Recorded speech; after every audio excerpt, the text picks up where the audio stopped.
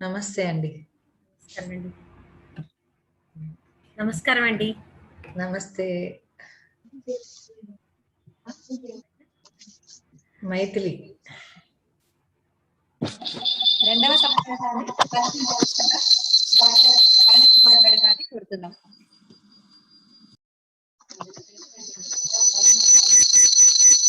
జై వాసవి. ఐక్యవేశి మరియు సృజన తెలుగు భాషా మండలి సంయుక్త ఆధ్వర్యములో నిర్వహించు 3 రోజుల అంతర్జాతీయ సదస్సు తెలుగు సాహిత్యం భారతీయ జీవన విధానం అనే అంశంపై మొదటి సమావేశం విజయముగా ముగిసినది. ఇప్పుడు రెండవ సమావేశం ప్రారంభమైనది. ఈ కార్యక్రమానికి అధ్యక్షులుగా ఆచార్య వై రెడ్డి శ్యామల గారిని కన్యకా పరమేశ్వరి కళాశాల యాజమాన్యము వారి తరపున కరచాలకులైన శ్రీ గుగ్గిలం రమేష్ గారు, ప్రధాన అధ్యాపకురాలు ఆచార్య తబ్జుల మోహనశ్రీ గారు, వైస్ ప్రిన్సిపల్స్ ఆచార్యులు పివి వనిత మరియు ఎంవి నప్పినే వారి తరపున ఆహ్వానిస్తున్నాము.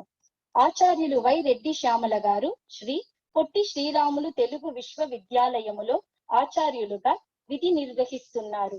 వారికి మా కళాశాల తరపున కృతజ్ఞతలు తెలియచేయుచున్నాము. వీరు 1వ తరగతి నుంచి డిగ్రీ స్థాయి వరకు భాషా వాచకాలు రచించారు.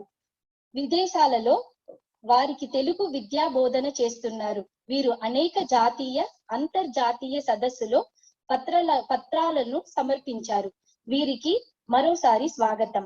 వారికి ఎన్నో విధులు ఉన్నప్పటికీ మా ఆహ్వానాన్ని మన్నించి అధ్యక్షత బాధ్యతలను స్వీకరించటానికి అంగీకరించిన శ్యామల గారికి హృదయపూర్వక ధన్యవాదములు. ఈ రెండవ సమావేశమునకు పత్ర సమర్పణ చేయటానికి విచ్చేసిన ప్రముఖులందరికీ పేరు పేరున స్వాగతం మా తెలుగు సృజన భాషా మండలి తరపున తెలియచేయుచున్నాము.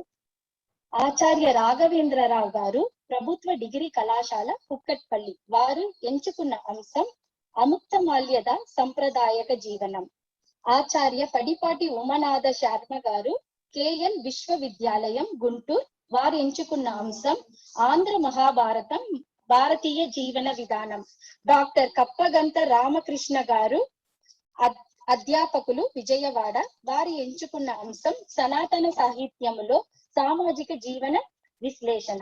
డాక్టర్ పి కాళియప్ప గారు, అతిథి అధ్యాపకులు మద్రాస్ విశ్వవిద్యాలయం, వారు ఎంచుకున్న అంశం తెలుగు కవుల సాహిత్యం భారతీయ జీవన విధానం. శ్రీ పప్పుల శైలజ గారు, ప్రభుత్వ డిగ్రీ కళాశాల సిద్దిపేట్ తెలంగాణ, వారు ఎంచుకున్న అంశం మహాభారత కథ భారతీయ జీవన విధానం. శ్రీ వైష్ణవ వేణుగోపాల్ గారు, పరిశోధకులు, వారు ఎంచుకున్న అంశం భారతీయ జీవన విధానములో సంప్రదాయాలు. డాక్టర్ శ్రీ ఉదయశ్రీ గారు, చెన్నై, వారు ఎంచుకున్న అంశం పల్నాటి వీర చరిత్ర భారతీయ జీవన విధానం. శ్రీ ఆంజనేయులు చింతకాయల గారు, ఖమ్మం, వారు ఎంచుకున్న అంశం భారతీయ తత్వశాస్త్రములో వివిధ కోణాలు. శ్రీ గండికోట సుధీర్ కుమార్ గారు, నెల్లూరు, వారు ఎంచుకున్న అంశం సాంస్కృతిక జీవనం. మా అధ్యక్షులైన వై రెడ్డి శ్యామల గారిని కార్యక్రమాన్ని ప్రారంభించిన వలసినదిగా ప్రార్థిస్తున్నాము. హృదయపూర్వక ధన్యవాదములు. రెడ్డి శ్యామల గారు. రెడ్డి శ్యామల గారు నమస్కారం అండి. ఇప్పుడు పరిచయం చేసినటువంటి వారు మాతృభాష తెలుగు, కాకపోతే చెన్నైలో ఉన్నారు. చిన్నప్పటి నుండి తెలుగు అంటే నేర్చుకోకపోయినా తెలుగులో మాట్లాడుతూ ఉంటారు. వర్తక విభాగం మన కళాశాలలు. ఈ సదస్సులో ఇలా మాతృభాష తెలుగు కలిగిన వారందరినీ మీరు ఇలా పరిచయం చేయాలి అని మేము కోరిన వెంటనే మా మాటను మన్నించి ప్రయత్నించి చిన్న పరిచయాలు చేస్తూ ఉన్నారు. చాలా చక్కగా చేస్తున్నారండి. చాలా చక్కగా చేస్తారు. చాలా బాగుంది. ముద్దుగా ఉంది. అదే డాక్టర్ భరణి అంటే తను పేపర్ ప్రెసెంట్ గైడ్ చేస్తున్నారు కామర్స్ లో స్టూడెంట్స్ కి. కాకపోతే ఇలా మాట్లాడడం చాలా ఆనందంగా ఉంది నాకు వినడానికి. మొదట చాలా బాగుంది. ముందుగా thank you ma'am. Thank you so much. స్వాగతం. కన్యకా పరమేశ్వరి మహిళా కళాశాల వారికి అభినందనలు, ధన్యవాదాలు. చాలా చక్కటి అంశాన్ని 3 రోజుల పాటు ఒక సదస్సు నిర్వహించడం అనేది చాలా బాగుంది. విస్తృతమైన, చాలా లోతైన, ఈ రోజుటికి అవసరమైన అంశాన్ని తీసుకున్నారు. ఎందుకంటే విస్తృతం అంటే సంస్కృతి లేదా జీవన విధానం అనేసరికి చాలా వైడ్ రేంజ్ ఉన్నటువంటి అంశం ఇది. అయితే మనము ఈరోజు ఇటువంటి అంశాల మీద మాట్లాడాల్సిన అవసరం ఏర్పడింది కనుక మీరు ఇది తీసుకున్నారని నేను భావిస్తున్నాను. పొద్దున్న సమావేశంలో అధ్యక్షులు కానివ్వండి, ముఖ్య అతిథి వీళ్ళందరూ కూడా ఈ అంశాన్నే ప్రస్తావించారు. చాలా ముఖ్యమైన అంశం. అయితే మోహన్ శ్రీ గారి గురించి ఒక మాట చెప్పాలి. చాలా very efficient and capable women. మేము మొదటిసారి 2006లో కలిసాము ఒక రిఫ్రెషర్ కోర్స్లో. అప్పుడే అనుకున్నాం, ఎంత చక్కగా ఈవిడ అన్ని నిర్వహిస్తున్నారు. మొదటిసారి పరిచయం అది. ఆ తర్వాత మహాభారతం మీద ఆవిడ ఒక సమావేశం ఇట్లానే ఒక మంచి సదస్సు నిర్వహించారు. దానికి కూడా నేను వచ్చాను. అప్పుడు ఆవిడ మిగిలిన అంశాలు అంటే భాష, సాహిత్యము వాటిలో ఉన్నటువంటి అభినివేశమే కాకుండా పరిపాలనా దక్షతను కూడా ఆ రోజు మేము గమనించాము. ఈరోజు ఆవిడ మీ కళాశాలకి ఒక ఉన్నత స్థానంలో ఉండడం, తెలుగుకి సంబంధించి ఒక మంచి సదస్సు నిర్వహించడం, దానిలో మేమందరం కూడా రావడం చాలా ఆనందంగా ఉంది. కంగ్రాచులేషన్స్. అండ్ చాలా సంతోషంగా ఉంది మిమ్మల్ని అందరినీ మళ్ళీ చూడడం. ఆ రోజు వచ్చాము కన్యకా పరమేశ్వరి కళాశాలకి. ఈరోజు మళ్ళీ రెండోసారి వస్తున్నాం. చాలా బాగుంది. ఈరోజు సుమారు 9 పత్రాలు ఉన్నట్టున్నాయి. అయితే అసలు జీవన విధానం అంటే ఏమిటి అనేది మనం చూస్తే, జీవన విధానము సాధారణంగా నేను అర్థం చేసుకున్న దాన్ని బట్టి 4 రకాలుగా ఉంటుంది. ఒకటి వ్యక్తి పరంగా, ఒక వ్యక్తి ఎలా జీవించాలి, అతను తన రోజువారీ కార్యక్రమాలు ఎలా చేసుకోవాలి అనేది ఒక జీవన విధానం ఉంటుంది. అంటే పొద్దున సూర్యోదయానికి ముందర, లేకపోతే ఎప్పుడు లేవాలి, ఎప్పుడు పడుకోవాలి, ఎప్పుడు ఏ సమయంలో ఏం చేయాలి, వాళ్ళ నిత్య కృత్యాల విధానం, అది ఒక స్థాయి. తర్వాత కుటుంబ పరంగా ఒక వ్యక్తి కుటుంబంలో ఎలా మెలగాలి, అక్కడ ఉన్నటువంటి సంబంధ బాంధవ్యాలు ఏంటి, ఆ సంబంధ బాంధవ్యాలు ఎలా మనకి మిగిలిన జీవితాల మీద అంటే మిగిలిన చుట్టుపక్కల ఉన్న వారి జీవితాలతో ముడిపడి ఉంటాయి. ఆ బాంధవ్యాల్లో ఉండేటువంటి బాధ్యతల నిర్వహణ ఎలా ఉండాలి, ఇది కుటుంబ పరంగా ఉన్నటువంటివి మనం చూస్తుంటాము. అలాగే సమాజ పరంగా ఒక వ్యక్తి కుటుంబం వ్యక్తిగతంగా, కుటుంబ పరంగా అయినాక సమాజ పరంగా ఎలా ఉండాలి. సమాజం పరంగా అంటే మనం చుట్టుపక్కల కుటుంబం దాటి వచ్చినప్పుడు మిగిలిన కుటుంబీకుల, మిగిలిన సమాజంలో మనం ఏంటి, అది వృత్తిపరంగా కావచ్చు, సాంఘిక జీవన పరంగా కావచ్చు, అలాగే ప్రకృతితో మనకు ముడిపడి ఉన్నటువంటిది. ఎందుకంటే ప్రకృతి ఎప్పుడు వ్యక్తిగతమే కాదు, అది ఒక సమాజ పరంగా కూడా ఉంటుంది. వ్యక్తిగతంగా మనకి ఏదో ఒక చెట్టు అంటే నీళ్లు పోయడమో చేయడమో కాదు, సమాజానికి ప్రకృతికి సంబంధం ఉంటుంది. కాబట్టి ప్రకృతికి మనం కూడా ఒక భాగం. కాబట్టి ఈ అంశంలో అతని జీవన విధానంలో ప్రకృతి ఏంటి, అతని జీవన విధానంలో సాంఘికమైనటువంటి అంశాలు ఎలా నిర్వహించాలి, సమాజంతో ఎలా ఉండాలి, వృత్తి, అతని చేపట్టిన వృత్తి, ఇంతకుముందు చెప్పారు, ఒక రైతు కావచ్చు, వైద్యుడు కావచ్చు, ఇలాంటి ఉపాధ్యాయుడు, వీటన్నిటికీ భారతీయ జీవన విధానంలో ఎటువంటి నియమ నిబంధనలు ఉన్నాయి, అంటే వ్యక్తిపరంగా ఎటువంటి నియమ నిబంధనలు ఉన్నాయి, అదే జీవన విధానాన్ని నిర్ణయిస్తుంది. అలాగే కుటుంబ పరంగా ఉన్నటువంటి నియమ నిబంధనలు, బాధ్యతలు, అది ఎలా నిర్వహిస్తున్నాడు, అది భారతీయ జీవన విధానంలో ఎలా ఉంది. అట్లాగే సమాజ పరంగా అతను నిర్వహించేటువంటి పాత్ర ఏంటి అనేది, అదే ఒక జీవన విధానం. దానికి కూడా కొన్ని నియమ నిబంధనలు ఉన్నాయి. ఇవి తర్వాత ఈ 3 దాటిన తర్వాత మనకు ఆధ్యాత్మిక పరంగా ఒక వ్యక్తి ఎలా జీవించాలి, తాత్వికంగా ఎలా జీవించాలి అనేది కొన్ని అంశాలు. ఇవన్నింటినీ కూడా కథకులు లేదా రామాయణ మహాభారతాల నుంచి, వేదాల నుంచి, ఎక్కడి నుంచి అయినా కూడా వీటి గురించే ఉంటాయి. ప్రత్యేకంగా ఇంకా ఇదే మన జీవన విధానంలోకి చొచ్చుకుని వచ్చింది. అదే ఒకళ్ళు చదివినా చదవకపోయినా అనుచానంగా పాటించడం వలన, సంప్రదాయబద్ధంగా పాటించడం వలన, లేదా మన పురాణాల్లో లేదా ఆహ్, ఆచార వ్యవహారాల్లో పాటిస్తున్న విధానాలు ఇవన్నీ కూడా మన జీవన విధానాన్ని, అంటే మొత్తంగా భారతీయ జీవన విధానాన్ని అన్నిటిని కూడా నిర్వచిస్తూ ఉంటాయి. ఎందుకంటే వీటిలో ఈరోజు పత్రకారులలో చాలా మందిది మనకి మహాభారతం ఇవన్నీ ఉన్నాయి కాబట్టి మహాభారతం అనేది భారతదేశం అంతా, రామాయణం అనేది భారతదేశం అంతా కూడా ఉన్నటువంటి అవి కేవలం ఎపిక్స్ అని లేకపోతే పురాణాలని అనే కాకుండా వాటి ప్రభావం మన జీవన విధానం మీద ఏముంది, ప్రతి అంటే ఇక్కడ ఈ రాష్ట్రమా ఆ రాష్ట్రమా, ఈ భాష ఆ భాష అనేది ఇవన్నింటిని దాటి ఒక చెట్టుని ఎలా చూడాలి, రాత్రిపూట పూలు కూడా కోయొద్దనే సంస్కృతి మనది. ఎందుకంటే చెట్లు నిద్రపోతుంటాయి, పోయొద్దండి అని చెప్తుంటారు. సో ప్రకృతిని ఎలా చూడాలి, అన్నదమ్ములతో వయస్సును బట్టి గౌరవించాలి.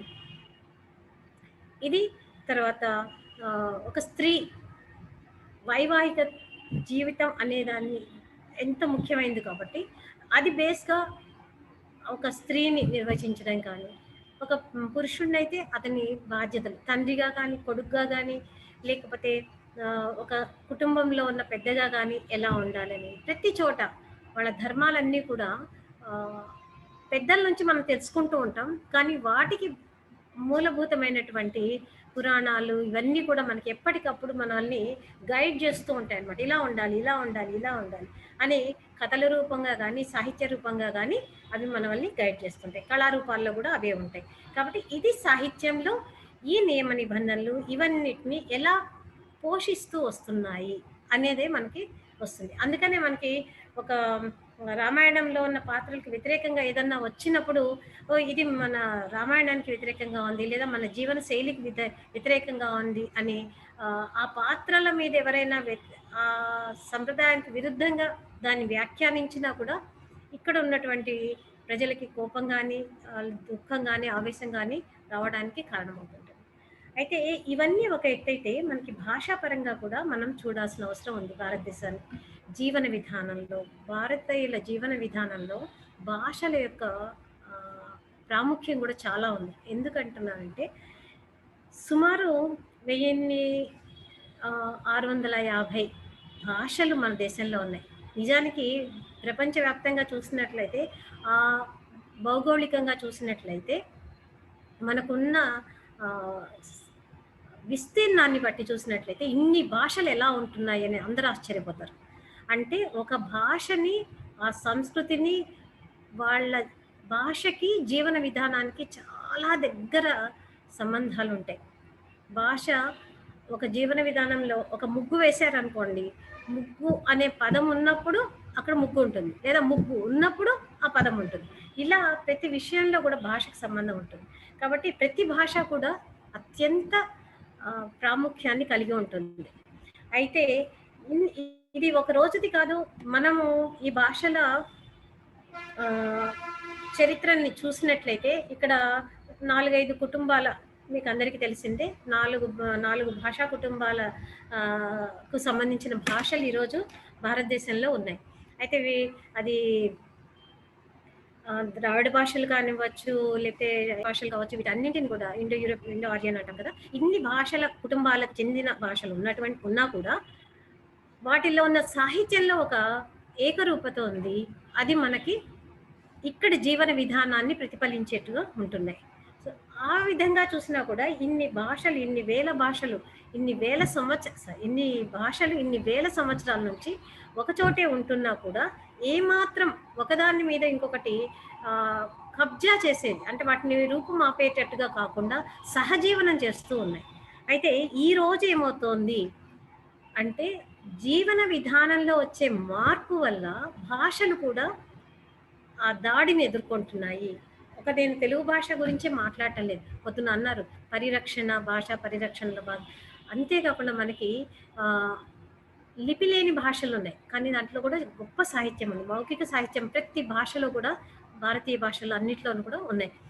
ఇంత సాహిత్య చరిత్ర, ఇంత భాషా చరిత్ర ఉన్న భాషలు సహజీవనం చేస్తున్నాయి కొన్ని వేల సంవత్సరాల నుంచి. ఏ భాష కూడా మాది పోయింది అని ఏ భాషీయులు భావించిన అవసరం లేనట్టుగా వేల సంవత్సరాల నుంచి కలిసిమెలిసి ఉంటున్నాయి. అయితే ఈ 100 సంవత్సరాల్లో సుమారు ఈ 100 సంవత్సరాల్లో వచ్చినటువంటి మార్పుల వల్ల చాలా భాషలు అంతరించిపోయే స్థితికి వస్తున్నాయి. మనము ఇన్ని కోట్ల మంది మాట్లాడే తెలుగు భాష గురించే కాదు, అనేక భాషల్లో కూడా ఈ సమస్య మనకి కనిపిస్తోంది. మరి వాటిల్ని ఇంత సాహిత్య చరిత్ర, భాషా చరిత్ర, భాషలో ఏం చేస్తున్నాయి, మళ్ళీ మన జీవన విధానాన్నే ప్రతిఫలిస్తున్నాయి. ఆ భాషలన్నీ పోతే ఏ భాష ద్వారా మనం మన జీవనాన్ని నిలబెట్టుకోగలం? ఒక ఆంగ్ల భాషని మనం నేర్చుకొని దాని ప్రకారమే ఉంటే మన సాహిత్యం కానీ మన జీవన విధానం కానీ ఒక ఇంగ్లీష్ భాషలో ఒదుగుతుందా? ఇది అసాధ్యం. ఇంగ్లీష్ భాష ద్వారా మన జీవన విధానాన్ని నిలుపుకోలేము. అంటే ఒక జీవన విధానం నిలవాలన్నా భాషలు కూడా అంతే ముఖ్యమైంది, దాంట్లో ఉన్న సరస్వతము ముఖ్యమైంది. ఇవన్నీ కలిసిమెలిసి ఉంటాయి, ఒకదానితో ఒకటి ఉంటున్నాయి. వీటన్నింటికి కూడా ఈరోజు ఒక పెద్ద విఘాతం కలగబోతోంది. అటువంటి సమయంలో ఇంత చక్కటి సదస్సు ఏర్పాటు చేసినందుకు మోహనశ్రీ గారిని, వాళ్ళ సభ్యులందరినీ, దీనికి కలిసి వచ్చినటువంటి వాళ్ళ యాజమాన్యాన్ని అందరినీ కూడా అభినందిస్తున్నాను. ఈరోజు ఇటువంటి అంశాల మీద మాట్లాడబోతున్న ఈ ఒక్కొక్క అంశానికి ఒక్కొక్క ప్రాతినిధ్యం వహించినట్టుగా ఈ పత్ర సమర్పకులు ఉన్నారు. సాంస్కృతిక జీవనం అన్నారు, తత్వశాస్త్రం అన్నారు, జానపదం అన్నారు, తర్వాత సంప్రదాయాలు, మహాభారతం, ఇంతకుముందే అనుకున్నాం కదా, మహాభారతం, సనాతన సాహిత్యం, అంటే బహుశా ఇంకొంచెం ముందుకు వెళ్తారేమో వీళ్ళు. ఇలాంటివన్నిటి అంటే మధ్య కాలానికి వస్తే ఆముక్త మాల్యద, ఇవన్నింటిని కూడా అంటే సాహిత్యము, భాష, జీవన విధానం, దానికి రూట్గా ఉన్నటువంటివి, వీటన్నింటి మీద ప్రసంగించబోతున్న వాళ్ళందరినీ అభినందిస్తూ, ముందుగా ఆచార్య రాఘవేంద్రరావు ప్రభుత్వ డిగ్రీ కళాశాల వారు ఆముక్త మాల్యద సాంప్రదాయిక జీవనం అనే దాని మీద ప్రసంగించబోతున్నారు. వారిని స్వాగతిస్తూ నాకు అవకాశం ఇచ్చినటువంటి వారందరికీ ధన్యవాదాలు తెలియజేసుకుంటూ నమస్కారం. Yes madam. నారాయణం నమస్కృత్య నరం చైవ నరోత్తమం దేవీం సరస్వతీం వ్యాసం తతో జయముదీరయే. హరి ఓం. సభాయై నమః. ఈరోజు ఈ వేదికనిచ్చి మాట్లాడే అవకాశాన్ని కల్పించిన శ్రీ కన్యకా పరమేశ్వరి కళాశాల చెన్నై వారికి మరియు సృజన తెలుగు భాషా మండలి వారికి ధన్యవాదాలు తెలుపుతూ నా ప్రసంగ పాఠాన్ని క్లుప్తంగా చదివే ప్రయత్నం చేస్తున్నాను. ఆముక్త మాల్యద అనేది శ్రీకృష్ణదేవరాయల కృతి. శ్రీకృష్ణదేవరాయల్ని మనము సాహితీ సమరాంగణ సార్వభౌముడుగా చెప్పుకుంటాం. సాహిత్యంలో సార్వభౌముడు అని చెప్పడానికి విజయనగర రాజుల చరిత్ర కారణమైతే, సాహిత్యంలో సార్వభౌముడు అనడానికి ఒక ఆముక్త మాల్యద చాలు. ఆ ఆముక్త మాల్యద కృతి ఎట్లాంటిది అంటే, తెలుగు పంచమహాకావ్యాల్లో ఒకటిగా ఉంటూ అర్థ గాంభీర్యాన్ని, సామాజిక చింతనను, భక్తి సాంప్రదాయాన్ని అన్నింటినీ కలగలుపుకొని ఒక అత్యుత్తమమైన కావ్యంగా ఇది ఉంది. కృష్ణదేవరాయలు బహుముఖీనమైన ప్రజ్ఞుడు. అందుకొరకే ఆయన ప్రజ్ఞ అంతా కూడా ఆముక్త మాల్యదలో కనబడుతుంది. అసలు ఆ అంటే దీని పేరు పెట్టడంలోనే ఒక తన యొక్క ముద్రను కృష్ణదేవరాయలు వేయడం జరిగింది. ఎందుకంటే మను చరిత్ర, వసు చరిత్ర, పాండురంగ మహాత్మ్యం అంటే సులభంగా మనకు అర్థమవుతాయి. కానీ ఆముక్త మాల్యద అంటే ఏంది అని ఒక ప్రశ్న ఉదయించేటట్లుగా తన కావ్యానికి పేరును పెట్టుకోవడం జరిగింది. ఇక సాంప్రదాయిక జీవనం అంటే ఏంది అంటే, గతం నుండి మనం పాటిస్తూ వస్తున్నటువంటి ఒక నిర్దిష్టమైన పద్ధతిని సంప్రదాయం అంటారు. మరి అటువంటి సంప్రదాయాలు ఆముక్త మాల్యదలో ఎక్కడెక్కడ కనబడుతున్నాయి అని నేను ఒక చిన్న ప్రయత్నంతో వాటిని పరిశీలించడం జరిగింది. ఆముక్త మాల్యదను చదువుతూ ఉన్నప్పుడు నాకొక పద్యము ఆలోచింపజేసింది. అది ఏంది అంటే, తలవృక్ష చటగృచ్చి వాతుగులు కేదారం పుగుల్యాంతరస్థలి నిద్రింపగజూచి యారకులుషస్నాత ప్రయాత ద్విజావలిపిండీకృత శాటికల్ సవి తదా వాసంబు చేర్పంగరేవుల డిగ్గన్. వెసవారు వానిగని నవ్వున్ శాలి గోప్యోగముల్. ఈ పద్యాన్ని చూడగానే అక్కడ ఒక సంప్రదాయం నాకు కనబడ్డది. ఏంది అంటే, బాతులు ఏం చేస్తున్నాయి, ఆ కాలువ ఒడ్డున తమ ముక్కును రెక్కలలో జొప్పించుకుని పరుండి ఉన్నాయి అవి.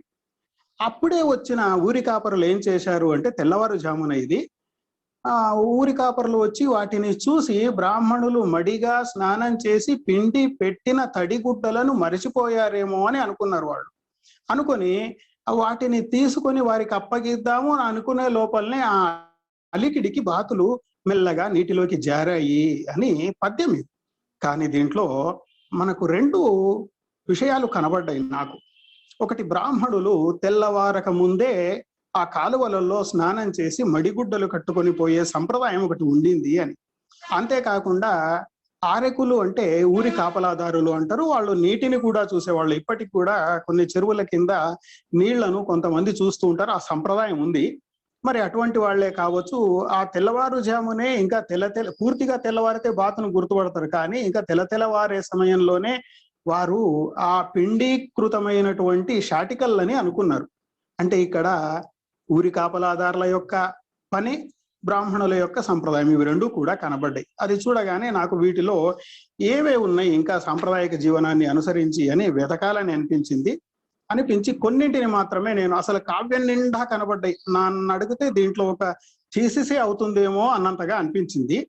కానీ కొన్నింటిని మాత్రం మీకు ఇక్కడ చెప్పాలని అనుకుంటున్నాను. ఇక విలుబుత్తూరు వర్ణనతో కథ ప్రారంభమవుతుంది. పురవర్ణనలన్నీ కూడా ప్రాచీన కావ్యాల్లో ఉన్నట్లుగానే ఉంది ఇక్కడ కూడా. కానీ శ్రీనాథుడు మొదలైన వాళ్ళు పురాణాన్ని వర్ణిస్తూ స్త్రీల సౌందర్య వర్ణనకు ప్రాధాన్యత ఇచ్చుకుంటూ పోయారు. శ్రీనాథుడు శ్రీకృష్ణదేవరాయలు కూడా ఆ మాత్రం స్పృశించిన వెంటనే వారి యొక్క సాంప్రదాయిక జీవనానికి తన కావ్యాన్ని విస్తరించాడు. నగరంలో స్త్రీలు ఉద్యానవనంలోని కొలనులకు వెళ్లి తలారా స్నానం చేసి పసుపు పూసుకొని చంకలో నీటి బిందె పెట్టుకొని అక్కడ దొరికిన పద్మములను తమ చేతుల్లో పట్టుకుని దైవ పూజకు తీసుకొని రావడం అనేది కనబడుతుంది.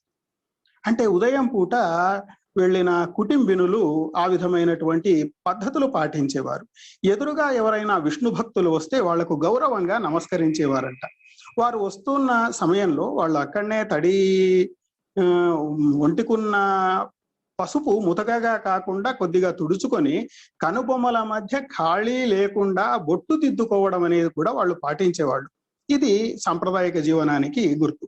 ఇంకొకటి, సాయంకాల వేళల్లో వాళ్ళు ఏం చేసేవాళ్ళు అంటే తల సవరించుకొని చీకటి పడక ముందే జడ వేసుకొని ఇళ్ల ముందు ఉండేవాళ్ళంట. ఎందుకంటే అప్పుడే వచ్చేటటువంటి పల్లెటూరి పడుచులు కొంతమంది వేప గంపలలో పూలు తెచ్చేవాళ్ళు. ఆ పూలను కొనుక్కొని తురుముకోవడానికి ఉండేవాళ్ళు. చీకటి పడక ముందే ఇది జరిగేదంట. ఎందుకంటే చీకటి పడ్డ తర్వాత తల దూవుకోవడము, తల విరవూసుకోవడము అనేవి సంప్రదాయాలు కాదు. ఆ సంప్రదాయాన్ని ఆ రోజుల్లో పాటించేవారు అని కృష్ణదేవరాయలు వారి గురించి చక్కగా చెప్పాడు. అతిథులను ఆదరించడం, వాళ్ళ ఇంటికి వస్తే కాళ్లకు నీళ్ళు ఇవ్వడము, తాగడానికి నీళ్ళు ఇవ్వడం, ఇవన్నీ కూడా ఆ పద్ధతులు. వచ్చిన వారికి కూడా చేపలు వేసి కూర్చోబెట్టేవారు. అవి ఏంటివి అంటే కొబ్బరాకుల చేపలు.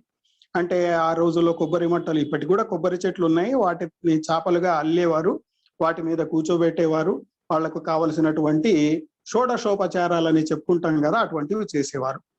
ఇక ఇది గృహస్థ ధర్మంగా చేశారు. కానీ విష్ణు చిత్తుడు అనే వ్యక్తి ఇక్కడ మనకు ప్రథమాశ్వాసంలో కనబడే వ్యక్తి, ఆయన బ్రాహ్మణ జీవనం జీవిస్తూ ఉంటాడు. అది ఎట్లా ఉండింది అనేది ఒకసారి మనం చూస్తే సాంప్రదాయిక జీవనానికి ఉన్నటువంటి విధానం తెలుస్తుంది. అద్వైత భావంతో ఉత్తమ జీవితం గడుపుతూ ఉండేవాడు. అతడు ఎప్పుడు కూడా భగవద్భక్తులకు సకల పరిచర్యలు చేస్తూ ఉండేవాడు.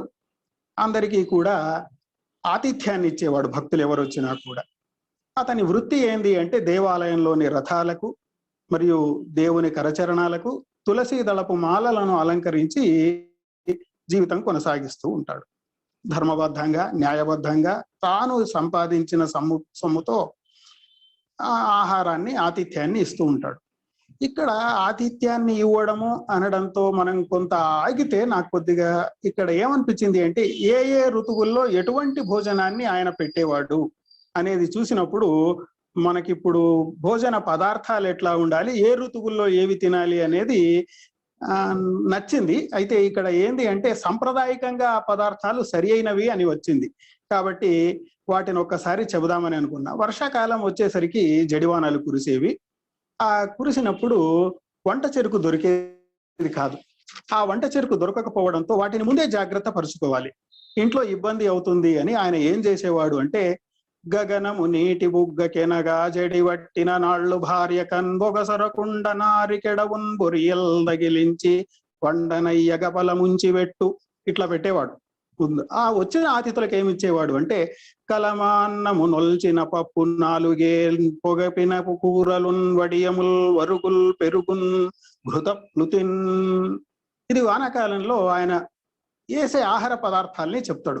కలమాన్నము, ఒలిచిన పప్పు, 4 అంటే 4-5 పగపిన కూరలు, వడియములు, వరుగులు, పెరుగు, ఘృత ప్లుతి అంటే నెయ్యి ధారగా పోయడం. ప్లుతి అంటే ప్రవాహంలాగా పోయడం. వర్షాకాలంలో ఎండుకట్టలు లభించవని, వంటకు కష్టమవుతుందని ముందుగానే ఏం చేసేవాడు అంటే, కొబ్బరి బోండాల పీచు, ఎండు కొబ్బరి మట్టలు వీటిని జాగ్రత్తగా నిల్వ ఉంచేవాడు. పరమాన్నం వేసేవాడు, వేపుడు కూరలు, 4-5 రకాల వేపుడు కూరలు, వడియాలు, నెయ్యి, పెరుగు వీటితో విందు చేసేవాడు. ఇక వేసవిలో ఏం చేసేవాడు చూడండి. ఇవి సాంప్రదాయకంగా అక్కడ చెప్పినప్పటికీ కూడా మనం తినాల్సిన ఆహార పదార్థాలుగా గుర్తించాలి.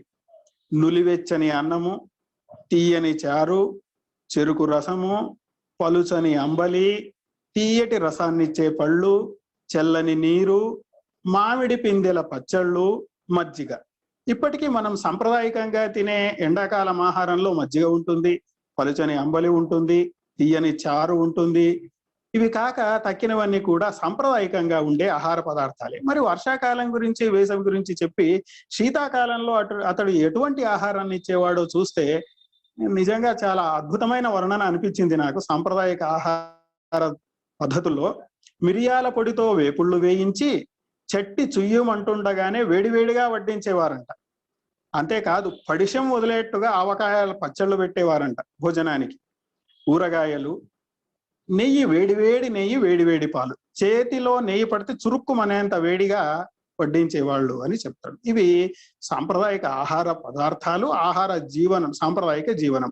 ఇది ఇంతే కాక విష్ణు చిత్తుడు అతిథి పూజలో నిష్ణాతుడు కాబట్టి అతని ఇంట్లో ఎప్పుడు బాణల నిండా నూనెలు ఉండేవి, గోనెల నిండా పిండ్లు ఉండేవి, 4 పిండ్లు, దండెన్ నిండా అంగవస్త్రాలు ఉండేవట. ఇది సాంప్రదాయక బ్రాహ్మణ కుటుంబాల్లో ఇది కనబడుతుంది. అంగవస్త్రాలు ఉండడము, నూనె పిండి ఉండడం. నూనె పిండి ఎందుకు అంటే అతిథులకు ఎప్పుడే గాని అభ్యంజన స్నానం చేయించడం పద్ధతి.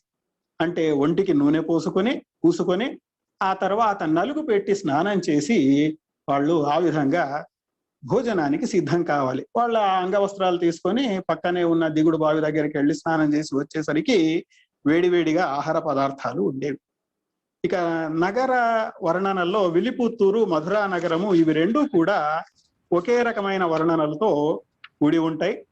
ఇక స్త్రీలు కూడా తమ సౌందర్యానికి ప్రాధాన్యత ఇచ్చేవాళ్ళు, సంప్రదాయానికి ఎక్కువగా ప్రాధాన్యత ఇచ్చేవాళ్ళు.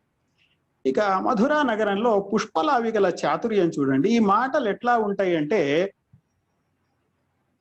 కొనుగోలుదారుణ్ణి మభ్యపెట్టి తమ వస్తువులను అమ్మడం అనేది వ్యాపార సంప్రదాయం. అది ఈ రోజుకైనా ఏ రోజుకైనా ఎట్లా ఉంటుంది అంటే, కొనేవాడు ఇక్కడ ఉన్న పుష్పలావికల్ని చూసి నర్మగర్భంగా మాట్లాడతాడు.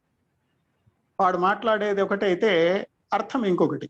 కానీ పుష్పలావికలకు ఆ విషయం బాగా సులభగ్రాహ్యం. ఎందుకంటే వాళ్ళు వ్యాపారంలో నిష్ణాతులు కాబట్టి వాళ్ళు మాట్లాడే మాటలు, చమత్కారమైన సంభాషణలు, చూసే చూపులు అక్కడ ఉన్న యువకులను వివశులను చేసి వాళ్ళ మనసుల్ని కట్టిపడేసేవి. వారి మాటలు కానీ, హావభావాలు కానీ, చూపులు కానీ, చేష్టలు కానీ అక్కడ వచ్చిన వాన్ని ఆ పూలదండలు కానీ, పూలు కానీ కొనేటట్లుగా చేసేవి. వాడు అడిగిన నర్మగర్భపు మాటకు అంతే చమత్కారంగా వాళ్ళు బదులు ఇచ్చేవారు. ఇప్పటికే మనము వ్యాపార కుటుంబాల ఇండ్లల్లో చూస్తే, పల్లెటూర్లలో ఎక్కడికైనా ఏ అంగడికి వెళ్ళినా మాట్లాడుతున్నప్పుడు వాళ్ళు మాటల్లో ఆ విధమైన పద్ధతి కనబడుతుంది. ఏంది అంటే వస్తువు లేదు అన్నారు. తమ దగ్గర ఉన్న వస్తువు అంతకంటే మంచి వస్తువు అని మనకు అంటగట్టే ప్రయత్నం చేస్తారు. అంతేకాదు మనసుకు నచ్చేటట్లుగా మాట్లాడతారు. ఇది ఈ పద్ధతి సాంప్రదాయకంగా వచ్చింది. ఇక చాతుర్వర్ణాలు కూడా మధురా నగరంలో సాంప్రదాయిక జీవితాన్నే గడిపినాయి. ఇక ఇక్కడ ఒక విషయము, పరదేశీ బ్రాహ్మణుడు వచ్చినప్పుడు ఏ విధంగా ఉన్నాడు అని. మధురా నగరంలో ఉత్సవాలు జరుగుతూ ఉన్నాయి. జరిగే సమయంలో దేశాటనానికి వచ్చినటువంటి ఒక పరదేశీ బ్రాహ్మణుడు మధురా నగరంలోకి వచ్చేసిండు. వచ్చిన తర్వాత అక్కడ ఆయనకు ఆతిథ్యము అనేది పురోహితుల ఇంట్లో మేడం 2 నిమిషాల్లో సరే పురోహితుల ఇంట్లో ఉన్నాడు. అక్కడ ఆయనకు చేసిన సత్కారం చూడండి, మంచి భోజనము. ఆ భోజనం తర్వాత ఏం చేశాడు ఆయన అంటే ఒక అసిమి బస్తా అని ఉంటుంది, సంచి ఉంటుంది.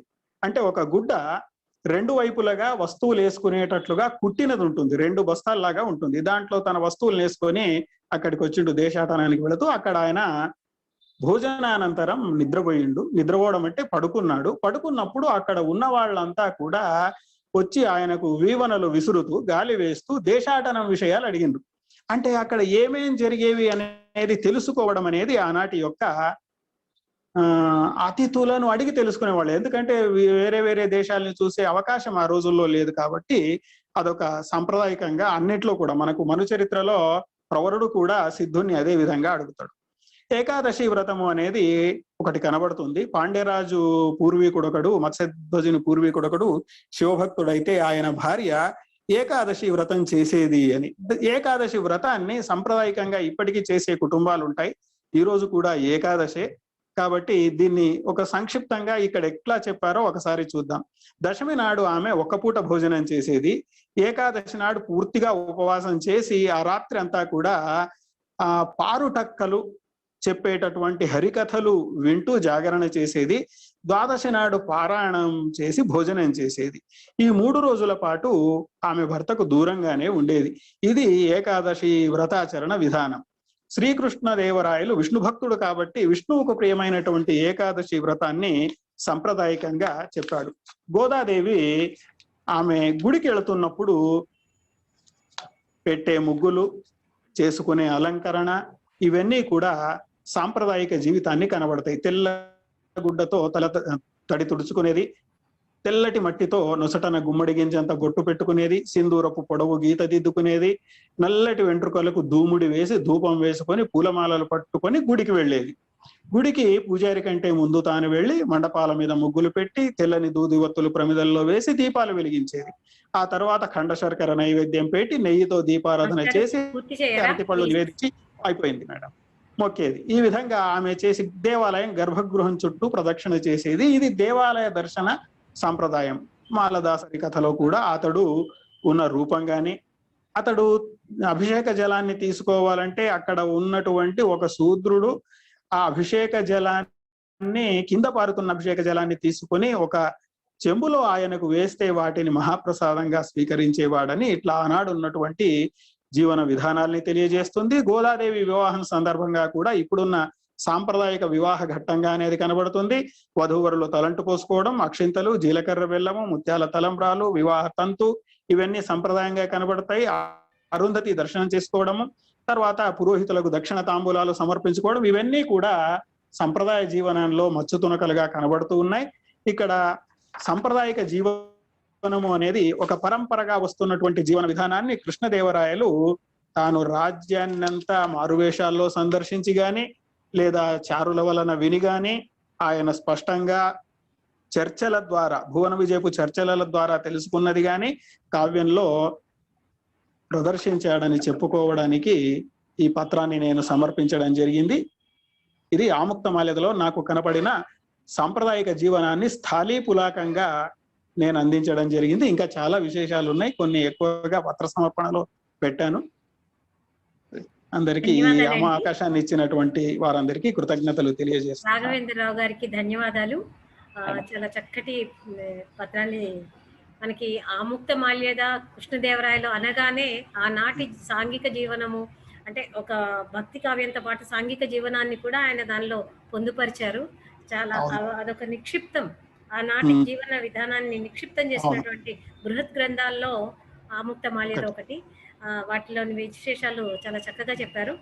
ధన్యవాదాలు మాస్టరు. నేను ఆచార్యుని కాను మేడం, సహాయాచార్యుల్ని, కాకపోతే దీంట్లో ఆచార్యులని రాశారు. ఏం పర్వాలేదు. ధన్యవాదాలు. ఇప్పుడు పైడిపాటి ఉమానాథ శర్మ గారు ఆంధ్ర మహాభారతం మీద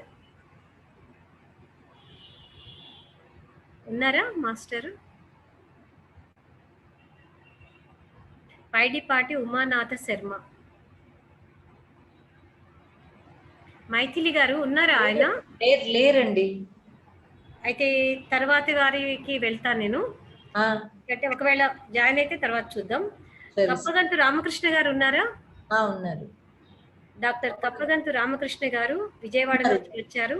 సనాతన సాహిత్యం, సామాజిక జీవన విశ్లేషణ. మాస్టర్ మీరు మొదలు పెట్టవచ్చు. నమస్కారం అండి. నమస్తే.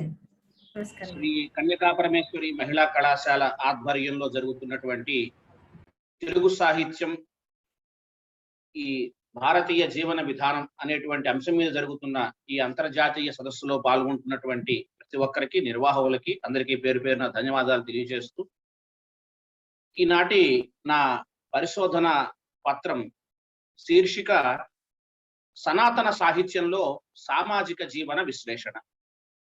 అయితే ఈ పత్రంలో నేను కొంత ఉపోద్ఘాతము ఇవన్నీ రాయటం జరిగింది. సమయాన్ని దృష్టిలో ఉంచుకొని ప్రధానమైన అంశాలని మీ ముందుంచేటువంటి ప్రయత్నం చేస్తారు. సనాతన సాహిత్యంలో సామాజిక జీవన విశ్లేషణ అనే నా శీర్షికలో సనాతన సాహిత్యము అంటే నేను వేదాలు, అలానే స్మృతులు, తర్వాత ఆయుర్వేద గ్రంథాలు అంటే చరక సంహిత, అలానే మహాభారతం, కవిత్రయం రాసినటువంటి మహాభారతం, ఈ గ్రంథాలను నేను ఈ పరిశోధనా పత్ర పరిధిలో సనాతన సాహిత్యము అనే శీర్షికలో నేను తీసుకున్నాను. ఎందుకంటే ఇది ఒక అనంతమైనటువంటి పరిధి ఉన్న అంశం కాబట్టి అన్నిటినీ మనం ఇందులో చెప్పలేం.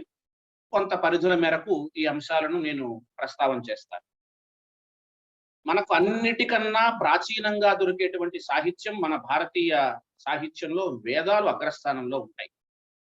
ఈ వేదాలు ఏం చెప్పాయి, సామాజిక జీవనం గురించి ఏం చెప్పాయి అంటే, వేదాలు అనగానే దేవతలకు సంబంధించినటువంటి క్రియలే చెప్పాయి కానీ, లేదా మామూలు మనుషుల గురించి ఏమన్నా చెప్పాయా అనేటువంటి ఒక ఆలోచన సాధారణంగా మనకి కనిపిస్తూ ఉంటుంది. అందుకని ఈనాటి శీర్షిక కూడా సామాజిక జీవన విశ్లేషణ కాబట్టి, ఈ వేదాల్లో సామాజిక జీవనాన్ని ఎక్కడెక్కడ ఎలా పొందుపరిచారో నేను మీకు కొన్ని ఉదాహరణలు చూపిస్తాను. కృష్ణ యజుర్వేదం తైత్తిరీయ సంహిత గనక తీసుకున్నట్లయితే అందులో వ్యవసాయానికి సంబంధించినటువంటి అంశాలు కొన్ని వందలు మనకి కనిపిస్తాయి. అంటే వ్యవసాయం ప్రారంభించటానికి భూమి దున్నేది మొదలు విత్తనాలు ఎలా నాటాలి, ఎడ్లను ఎలా కాచుకోవాలి, వ్యవసాయానికి అవసరమైనటువంటి నీటి వనరులను ఎలా సంరక్షించుకోవాలి, పండిన ధాన్యాన్ని తిరిగి ఇంటికి ఎలా తీసుకువెళ్ళాలి అనేటువంటి ప్రతి అడుగులోనూ కూడా వేదం మనిషికి ఒక దిశానిర్దేశం చేసింది. కృష్ణ యజుర్వేద సంహిత 4వ కాండలో ఉన్నటువంటి కొన్ని మంత్రాల ఉదాహరణలు ఇక్కడ నేను మీకు చెప్తాను. సంవరత్రాదధాతన నిరాహావాస్కృణోతన సించా మహా అవట ముద్రిణం వయం విశ్వాహాదస్తమక్షితం అని ఒక మంత్రం ఉంది ఇక్కడ. దీనికి అర్థం ఏం చెప్తున్నారంటే, ఓ కర్షకులారా చర్మమయమైనటువంటి రజ్జువులను బాగా స్థాపించండి. రజ్జువులు అంటే తోలుతో చేసినటువంటి తాళ్ళు. ఆ ప్రదేశంలో బలివర్గాల కోసం, వాటి దాహం కోసం కుండీలు నిర్మించండి. బలివర్గాలంటే ఎడ్లు, ఎడ్లకి దాహం కోసం మీరు కుండీలు ఏర్పాటు చేయమన్నారు. పిమ్మట ఉదకం కోసం సంపాదింపబడిన కూపం బహుళ ఉదక యుక్తమయ్యేటట్లుగా, అంటే ఎక్కువ నీరు ఉండేటట్లుగా లోపల పంకాలను ఉద్ధరించండి, అంటే బావుల్లో పూడిక తీయమని చెప్తున్నాయి ఈ మంత్రాలు. గ్రీష్మకాలంలో కూడా ఎండకుండా ఎల్లప్పుడూ నీరు స్రవించేలా విశిష్టమైన అవటమును నిర్మించండి, నూతిని నిర్మించండి అని చెప్తోంది ఈ కృష్ణ యజుర్వేద సంహిత 4వ కాండలో ఉన్నటువంటి ఈ మంత్రాలు. అట్లానే ఇక్కడ నీటి వనరుల్ని కాపాడుకోవటం, రాబోయే కాలానికి నీటి వనరుల్ని సిద్ధం చేసుకోవటం, మనుషులతో పాటు జంతువులకు అవసరమైన నీటిని కూడా సిద్ధం చేయటం, ఇలా నీటి వనరుల వినియోగము నిర్వహణకు సంబంధించి అనేకమైనటువంటి అంశాలు ఈ వేదంలో ఉన్నాయి. అంటే ఆనాటి సామాజిక జీవనంలో, వేదకాలం నాటి సామాజిక జీవనంలో నీటి వనరులను కాపాడుకోవటము, వ్యవసాయము అనేటువంటివి కొంత ముఖ్య భూమికను పోషించాయి అనేటువంటి విషయాన్ని మనం ఈ ఉదాహరణల ద్వారా మనం పరిశీలించవచ్చు. అట్లానే కేవలం నీటి గురించే కాదు, వ్యవసాయానికి సంబంధించినటువంటి పనిముట్లు, నాగలి ఎలా కట్టాలి, ఎడ్లను ఏ రకంగా నాగలికి అనుసంధానం చేయాలి, భూమి ఎలా దున్నాలి అనేటువంటి విషయాలన్నీ కూడా ఈ మంత్రాలు చెప్తున్నాయి. ఇంకా ఏమిటంటే ఎంత వాళ్ళు సూక్ష్మంగా ఆలోచించాయి అంటే ఆ మంత్రాల్లో అర్థాలు ఉన్నాయంటే చతురంగులం ఖేయ, చతురంగలం ఖనతి, చతురంగల ఓషధయ ప్రతిష్టంతి, అప్రతిష్టాయే ఖనతి అని తైత్రీయ బ్రాహ్మణులు చెప్తున్నారు ఇక్కడ. అంటే విత్తనాలు ఎంత లోతుగా తవ్వాలి అంటే భూమిని 4 అంగుళాల లోతుగా దున్నాలి అని ఈ మంత్రం చెప్తోంది. చతురంగల ఖేయ అని చెప్పి, అంటే 4 అంగుళాల లోతున భూమిని దున్నాలట. ఆ 4 అంగుళాల లోతులో వేసినటువంటి విత్తనాలు మాత్రమే చక్కగా పెరుగుతాయి. అంతకు మించి లోతు దున్నితే పితృదేవతాకం అవుతుంది అని ఈ మంత్రం చెప్తుంది. అంటే పితృదేవతాకం అవుతుంది అంటే అర్థం ఇక నిషేధము, దానివల్ల ఫలితం ఉండద్దు, తవ్వద్దు అని ఒక శాసనం కూడా చేసింది మంత్రం. అంటే విత్తనాలకు సంబంధించినటువంటి యాజమాన్య పద్ధతులు కూడా ఇక్కడ మనకి వేదం చెబుతోంది. అంటే ఆనాటి సామాజిక జీవనం, వ్యవసాయానికి ఇచ్చినటువంటి ప్రాధాన్యత మనం అర్థం చేసుకోవచ్చు. ఇక వేదాలలోనే మహిళ గురించి ఏం చెప్పింది అనేటువంటి కొన్ని అంశాలు మనం పరిశీలిద్దాం. ఇక్కడ సాధారణంగా మనం వేదము అనంగానే లేదా సనాతన భారతీయము అనంగానే మహిళను అనగదొక్కేశాయి, వంటింటి కుందేలు ఉంచేసాయి, వగైరా వగైరా మాటలన్నీ మనకి వినిపిస్తాయి. కానీ మనం పరిశీలనగా చూసినట్లయితే పతుర్యో యజ్ఞ సంయోగే అని చెప్తాడు పాణిని.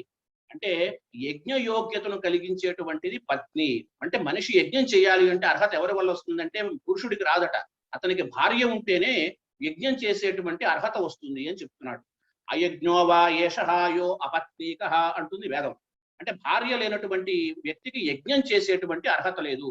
అందుకనే మనకి బాగా తెలిసినటువంటి ఇతివృత్తం మనకి రామాయణంలో కనపడుతుంది.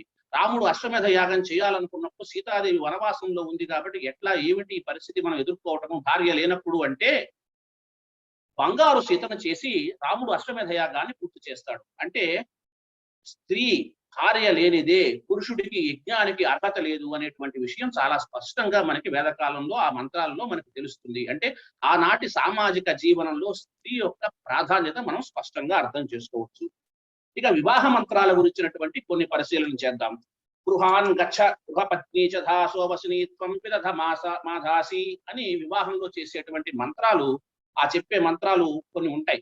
వాటి అర్థం ఏమిటంటే నువ్వు మా ఇంటికి అతిథిగా రావాలి. వరుడు వధువును అడుగుతాడు ఏమని, నువ్వు మా ఇంటికి అతిథిగా రావాలి, కేవలం రావటం మాత్రమే కాదు, మా ఇంటికి అధిపతిగా ఉండి మమ్మల్ని నడిపించాలి, మా ఇంట్లో పుణ్యకార్యాలు జరిగేలాగా నువ్వు ప్రోత్సహించాలి అని చెప్పి ఒక అభ్యర్థించి వధువుని తన ఇంటికి తీసుకొస్తాడట వరుడు.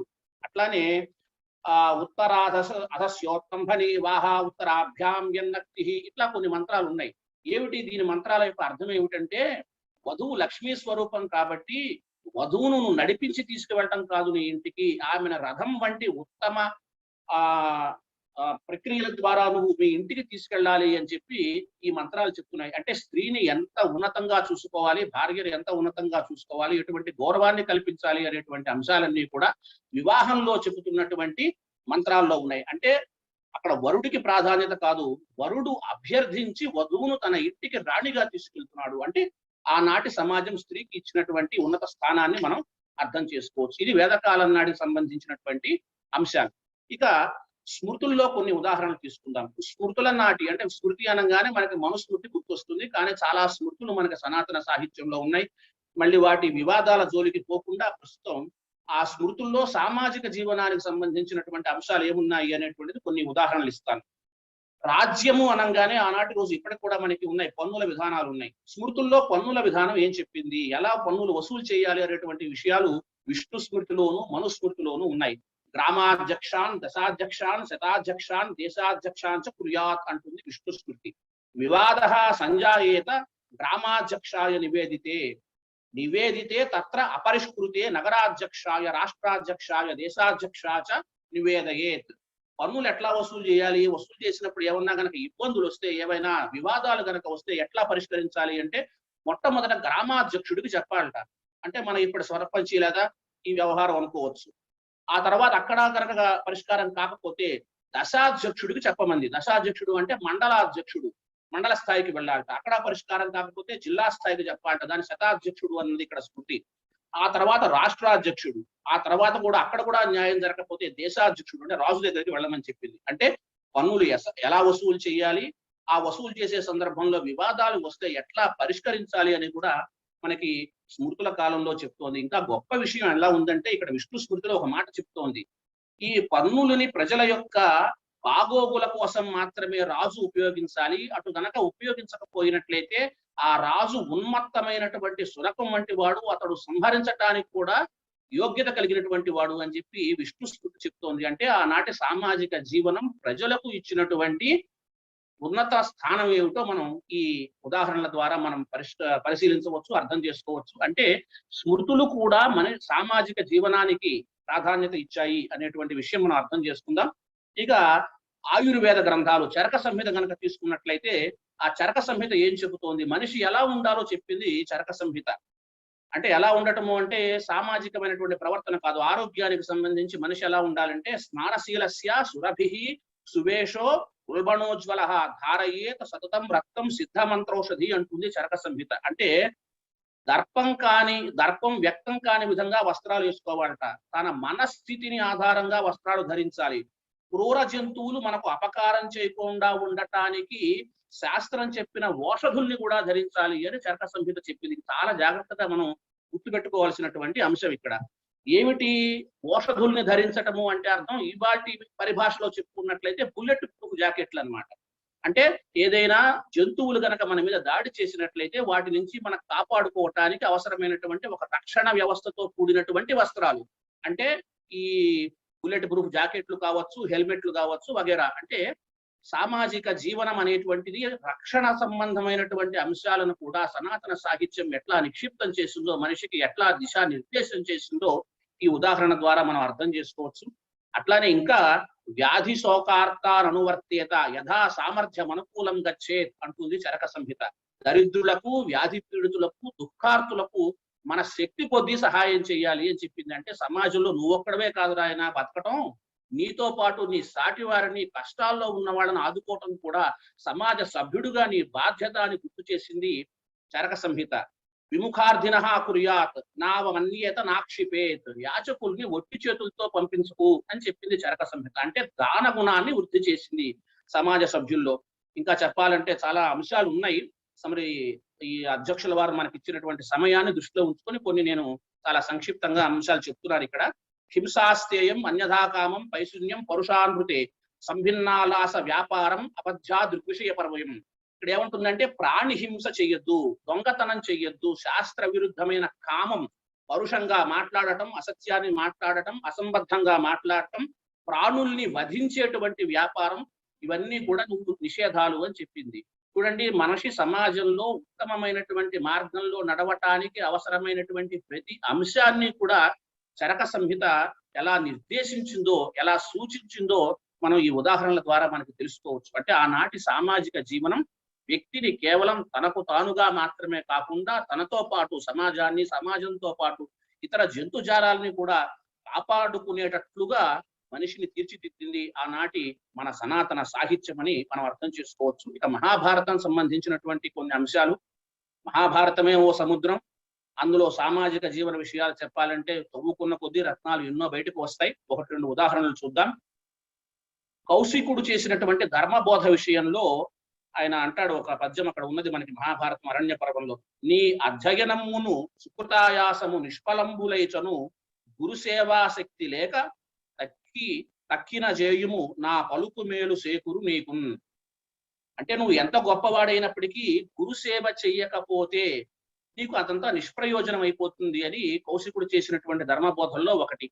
అంటే ఈ ప్రత్యేకంగా ఈ ఒక్క అంశాన్ని నేను ఎందుకు చెప్తున్నానంటే ఇవాళ కాలంలో పూర్తిగా లుప్తమైపోతున్నటువంటి గురు శిష్య సంబంధాలకు ఆనాడు అక్కడే పునాది వేశారు. అక్కడ మహాభారత కాలంలో గురు శిష్యులు అనేటువంటి వాడు ఎట్లా ఉండాలి, గురు శిష్యుడు ఎలా ఉండాలి, గురుసేవ ఎలా చేయాలి, గురుకి ఇవ్వాల్సినటువంటి ప్రాధాన్యత ఏమిటి అంటే సమాజ జీవనంలో విద్య చాలా ప్రధానమైనటువంటిది.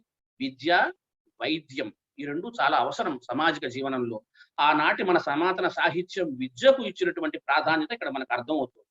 అట్లాగే ఏకచక్రపురంలో భిక్షాటన చేసినటువంటి పాండవులు వాళ్ళు తీసుకొచ్చినటువంటి పదార్థాలను కుంతిదేవికి ఇచ్చేవాళ్ళు. కుంతిదేవి ఏం చెప్తుందో చూడండి. పరమాన్న అక్షయ భిక్షా పరిపూర్ణతంబులైన ఈ ఉదాహరణతో పూర్తి చేయరా? తప్పకుండానండి. పాత్రములు అవి ఏవురును నిత్యంబు నివేదింతురు తల్లికి కరము భక్తితో వినయమునన్. తల్లికి వాళ్ళందరూ కూడా తాము తెచ్చినటువంటి భిక్షనిచ్చారట. అంటే పుత్రులు తాము చేసినటువంటి సంపాదనను తల్లిదండ్రులకి గౌరవంగా ఇవ్వాలి. నేనేదో సంపాదించాను, నేనేదో చేశాను అనేటువంటి భావన పనికిరాదు అనేటువంటి విషయాన్ని ఇక్కడ భారతం మనకి బోధిస్తోంది. అట్లానే తండ్రి కోసం అవివాహితుడుగా మిగిలినటువంటి భీష్ముడు, తండ్రి కోసం శాపాన్ని తాను తీసుకుని తండ్రికి యవ్వనాన్నిచ్చినటువంటి పూరుడు, ఇట్లా ఎన్నో ఉదాత్తమైనటువంటి పాత్రలు మనకు కనిపిస్తాయి. పాత్రల్ని పాత్రలుగా చూడకుండా ఆనాటి సమాజ జీవనంలో పుత్రులు ఏ రకమైనటువంటి బాధ్యతల్ని నిర్వహించారో కూడా మనం అర్థం చేసుకుంటే, కేవలం అవి సాహిత్య గ్రంథాలుగానో ఉదుసుపోక ఏదో మన ప్రాచీనులు రాసుకున్నటువంటి అక్షర విన్యాసాలు అని కాకుండా మనిషిని సమాజ సభ్యుడుగా ఉత్తమమైన మార్గంలో నడిపించేందుకు మన సనాతన సాహిత్యం ఎటువంటి ఉత్తమమైనటువంటి కృషి చేసిందో మనం ప్రతి అక్షరంలోనూ అర్థం చేసుకోవచ్చు. మరి కొన్ని విషయాలు నా పత్రంలో చెప్పాను. ఈ అవకాశం ఇచ్చినటువంటి పెద్దలందరికీ కూడా ధన్యవాదాలు తెలియజేస్తూ సెలవు తీసుకుంటాను. డాక్టర్ కప్పగంతి రామకృష్ణ గారికి ధన్యవాదాలు. నిజంగానే ఇది చాలా పెద్ద అంశము. మనం వేదాలంటే, ఉపనిషత్తులంటే సాధారణంగా ఉన్న అభిప్రాయాలు కాకుండా సమాజం, ప్రకృతి, సాంఘిక నియమాలు వీటన్నింటిలో కూడా వాటికి ఏ స్థానం ఉంది. అలాగే స్థాయీకరణం ఆ రోజు నుంచి ఈ రోజు వరకు పరిపాలనలో ఉన్నటువంటి స్థాయీకరణల గురించి కూడా చెప్పారు. చాలా మంచి విషయాలు చెప్పారు. అలాగే చరక సంహిత గురించి కూడా, వైద్యం యొక్క గొప్పదనం గురించి, వీటన్నింటినీ విడివిడిగా కూడా ఒక సెమినార్ పెట్టదగినంత గొప్ప అంశాలు ఇవి. అయితే ఒక మంచి ప్రయత్నం ఇది. ముందు వీటి మీద మరింత లోతైన అధ్యయనం లేదా సదస్సులు జరిగి నలుగురికి విషయాలు తెలియాలని ఆకాంక్షిస్తున్నాను. మీకు ధన్యవాదాలు. ఈ వేదాలు ఇటువంటి విషయాల్లో, స్మృతుల విషయాల్లో ఎవరు ఆ ఉదాహరణలు తీసుకోరు అనేటువంటి కారణంతోనే వివరించడానికి అవకాశం ఉండదని తెలిసినా కూడా ప్రస్తావించేటువంటి ప్రయత్నం చేశాను. లేదండి, చాలా చక్కటి ప్రయత్నము, చాలా విజయవంతమైనటువంటి ప్రయత్నం. ధన్యవాదాలు. ఇప్పుడు డాక్టర్ పి కాళీయప్ప గారు. నమస్కారం మేడం. నమస్కారం అండి. మీ ప్రసంగాన్ని కొనసాగించండి. తెలుగు సాహిత్యం, భారతీయ జీవన విధానం అనే అంశంపై Shri Kannika Parameshwari arts and science మహిళా కళాశాల తెలుగు శాఖ మరియు ఐక్యూఏసి సృజన తెలుగు భాషా మండలి సంయుక్త ఆధ్వర్యంలో నిర్వహిస్తున్న 3 రోజుల అంతర్జాతీయ సంచాలకులు డాక్టర్ పిఎస్ మైథిలి గారికి, వీరికి అన్ని రకాల సహాయ సహకారాలు అందిస్తున్న కళాశాల principal doctor T Mohan Sri madam గారికి, అలాగే మా గురువులు ఆచార్య విస్తాళి శంకర్రావు గారికి, ఈ సమావేశానికి అధ్యక్షులు ఆచార్య వై రెడ్డి శ్యామల మేడం గారికి, అలాగే ఇతర ఆచార్యులకు, పత్ర సమర్పకులకు అందరికీ నమస్కారం. సాహిత్యం అనేది సమాజంలోని అన్ని పార్శ్వాలని స్పృశించగలగాలి.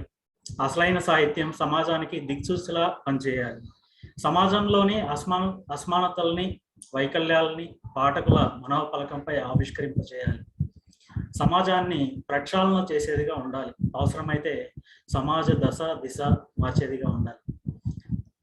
సామాజిక ప్రయోజనాన్ని ఆశించని కాల్పనిక సాహిత్యం ప్రజా బాహుల్యాన్ని చేరలేవు.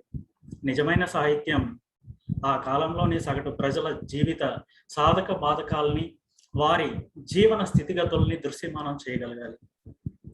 అభివృద్ధి క్రమంలో ఎవరు ఎక్కడ ఉన్నారో, అందుకు కారణాలు ఏమిటో కథలు, కవిత్వం చర్చించాలి. అటువంటి రచనలు కలకాలం నిలిచి ఉండడమే కాకుండా తరువాతి కాలంలోని ప్రజలకు, పరిశోధకులకు వారధిగా నిలుస్తాయి అనడంలో ఎటువంటి సందేహం లేదు. ఈ క్రమంలో తెలుగు సాహిత్యంలో కవులు భారతీయ ప్రజల జీవన విధానం పట్ల వారికి ఉన్నటువంటి దృక్పథాన్ని గురించి చర్చించడమే ముఖ్యమైన ఉద్దేశం. భారతీయ ప్రజానికంతో ఎంతగానో అనుబంధం గలది, ప్రీతిపాత్రమైనది భారత రామాయణాలు. ఇవి మన జీవన విధానాన్ని ఎంతగానో ప్రభావితం చేశాయన్నది నిర్విధ అంశం. ఆనాటి సాహిత్యం నుండి నేటి కాలపు సాహిత్యాన్ని గమనించిన ప్రజల జీవన విధానం అందులో ప్రధానంగా కనపడుతుంది. పరిధి దృష్ట్యా నేను ఆధునిక కవుల సాహిత్యం ద్వారా ప్రజల జీవన విధానాన్ని దర్శించిన దృక్పథాన్ని మాత్రం ఇప్పుడు ప్రస్తావిస్తాను. ఆధునిక యుగానికి వస్తే కందుకూరి, గురజాడ, శ్రీశ్రీ లాంటి కవుల రచనలు సమాజాన్ని ఎంతో ప్రభావితం చేశాయి. కందుకూరి వీరేశలింగం పంతులు తొలి తెలుగు నవల రాజశేఖర చరిత్ర రాసి నవలా రచనకు పునాది వేశారు. తాను స్థాపించిన వివేకవర్ధని, పురుషార్థ ప్రదాయని వంటి పత్రికలు స్థాపించి సామాజిక మార్పునకు దోహదపడ్డారు. వీరేశలింగం గారు సాహిత్యం ద్వారానే కాకుండా స్త్రీ విద్య, వితంతు పునర్వివాహం లాంటి కార్యక్రమాల ద్వారా సామాజిక మార్పుకు దోహదపడినటువంటి యుగ పురుషుడు. అలాగే రాశిలో కన్నా వాసిలో మిన్న అని చాటుకున్న మరో కవి గురజాడ. ఒక్క కన్యాశుల్కమే ఆయన ప్రధాన రచనగా చాలా కాలం పాటు కొనసాగింది. ఆనాటి వివాహ వ్యవస్థలో రాజ్యం వెళ్తున్న కన్యాశుల్కాన్ని నిరసిస్తూ రాసినటువంటి నాటకం కన్యాశుల్కం. అసలు ఈ కన్యాశుల్కాన్ని చదువుతుంటే నాటకంలా కాకుండా ఒక గొప్ప కళాఖండాన్ని చదువుతున్న భావనకు గురవుతాం. అంటే ఇందులో నాటి సమాజాన్ని, నాటి ప్రజల యొక్క జీవన విధానాన్ని మన కళ్ళ ముందు ఇప్పుడు చూస్తున్నట్టుగా వారి యొక్క రచన ఉంటుంది. అలాగే శ్రీశ్రీ రచనల గురించి తెలియని వారు ఎవరు ఉండరు. తెలుగు కవిత్వానికి ప్రవాహ వేగం కలిగించిన వారు ఆయన.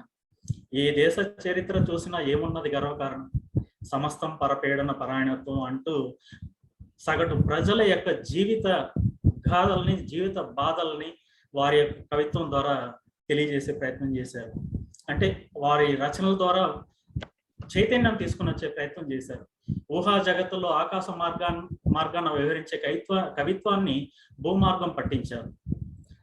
అలాగే నా తెలంగాణ కోటి రత్నాల వీణ అంటూ ఎలుగెత్తి చాటినటువంటి మహాకవి దాశరథి.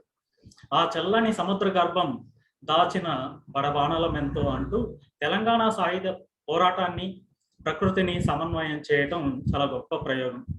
తెలంగాణ సాయుధ పోరాటాన్ని అక్షరీకరించిన మరో గొప్ప కథ గొల్ల రామప్ప కథ. ఇక అలాగే మరొక కవి చూస్తే దూరు రామరెడ్డి గారి రచనల్లో కూడా సగటు ప్రజలు మరీ ముఖ్యంగా రైతు జీవన విధానం, సగటు రైతు జీవన విధానాన్ని చిత్రించినటువంటి దృశ్యాలు మనకు అడుగడుగునా కనిపిస్తాయి. ఇక ఇందాకే అనుకున్నట్లు నిజమైన సాహిత్యం ఆ కాలంలోని సగటు ప్రజల సాధక బాధకాలని, వారి జీవన స్థితిగతుల్ని దృశ్యమానం చేయాలి అన్నారు. అలాంటి కోణంలో ఎందరో కవులు మనకు రచనలు అందించారు. అలాంటి కవుల్లో మేటి కవి జాషువా. నా కవితా వదోటి వదనంబు అంటూ తనని వరించిన కవితా సరస్వతి ఎవరెన్ని ఆటంకాలు ఏర్పరిచినా వీడిపోదులే అని గర్వంగా చాటుకున్న కవి గుర్రం జాషువా. అగ్రవర్ణ కవులు చేసే చిత్కరాలని, అవమానాలని మౌనంగా సహించి కవిత్వం ద్వారా సమాధానం చెప్పినటువంటి కవి. ఈయన తన కవిత్వం ద్వారా కష్టజీవుల యొక్క వ్యధల్ని, అలాగే అణగారినటువంటి ప్రజల యొక్క బాధల్ని, వారి ఆవేశాన్ని, కసిని తన సాహిత్యం ద్వారా బహిర్గతం చేశారు. ఆత్మ విమర్శ చేసుకోమని చాలా నిగ్రహంతో సమాజానికి ప్రబోధించారు జాషువా. సామాజిక స్పృహతో పాటు నేటి సమాజంలోని ప్రతి పర్వదినానికి విగ్రహారాధనలు, వందల కోట్ల రూపాయల ఖర్చు పెడుతున్నటువంటి స్థితిని చూస్తే జాషువా వారు చూసినటువంటి ఆ దృష్టికోణాన్ని చూస్తే వారి సాహిత్యం యొక్క విస్తృతి ఎంత గొప్పగా ఉందో మనకు అర్థమవుతుంది. ఉత్తమ విలువలతో ప్రజా కవిత్వాన్ని అందించినటువంటి గొప్ప కవిగా కూడా జాషువా అని చెప్పుకోవచ్చు. ఆయన మహిళా పక్షపాతి, సమాజంలో మహిళలను దోపిడీ చేస్తున్న తీరును కళ్ళకు కట్టినటువంటి గొప్ప కవి.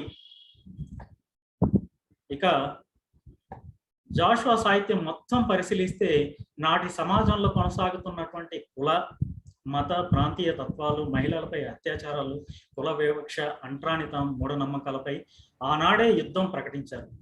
దేశంలో నేడున్నటువంటి ప్రత్యేక పరిస్థితుల్లో మతతత్వం, మూకదాడులు, ఏకపక్ష నిర్ణయాలు దేశ సమైక్యత, సమగ్రతకు భంగకరంగా పరిణమిస్తాయని భావించినటువంటి గొప్ప దార్శనికుడు. జాతీయోద్యమ కాలంలో వందే మాతరం ఉద్యమం దేశమంతా ఎలా మారుమ్రోగిందో తెలిసిందే.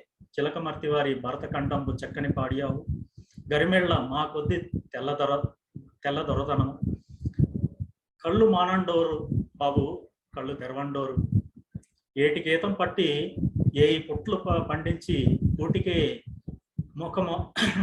ముఖమెరగానన్న లాంటి గేయాలు తెలుగు ప్రజల నాలుకలపై ఎలా గుర్తించిందో అందరికీ తెలిసిందే. అభ్యుద కేవలందరూ సమాజ శ్రేయస్సు కోరి సమాజంలో ఉన్నటువంటి ప్రజల యొక్క జీవన విధానాన్ని మార్చాలని చేసిన వారే. వేలు నూనెకు పోయినటువంటి సమాజంలోని చెడును తొలగించడం అంటే ఏ ఒక్క రోజులో సాధ్యపడేటువంటి విషయం కాదు. మనం సృష్టించే సాహిత్యం ప్రజల హృదయాల్లో ఇంజెక్షన్లాగా పనిచేయాలి, వారిలో మార్పు కలిగించాలి. ముందు అలాంటి సాహిత్య సృజన చేసే సాహిత్యకారులంతా మారాలి. ఎవరికి వారి స్వీయ నియంత్రణ ఏర్పరచుకుని మారడానికి ప్రయత్నిస్తే సాహిత్యం ద్వారా సమాజం మార్పుకు శ్రీకారం చుట్టినట్లే అని భావించవచ్చు. సాహిత్యంలో ప్రాచీనం ఆధునికాలకు ఎంత వైవిధ్యం ఉందో గ్రాంధికం వ్యవహారిక భాషలకి అంత వైరుధ్యం ఉంది. అలాగే పద్యానికి వచనానికి అంతే వ్యత్యాసం ఉంది. ప్రాచీనులకి పద్యం, ఆధునికులకి పూర్తి చేస్తామా మాస్టర్ గారు? అలాగే మేడం. Thank you. ఇలా ఆధునిక కాలంలో కుందుర్తి గారి యొక్క రచనలు కూడా చాలా ప్రజల జీవిత విధానాలపై వారి యొక్క రచనలు చాలా ప్రభావాన్ని చూపాయి. అందులో 1-2 మాత్రం చెప్పి ముగిస్తాను.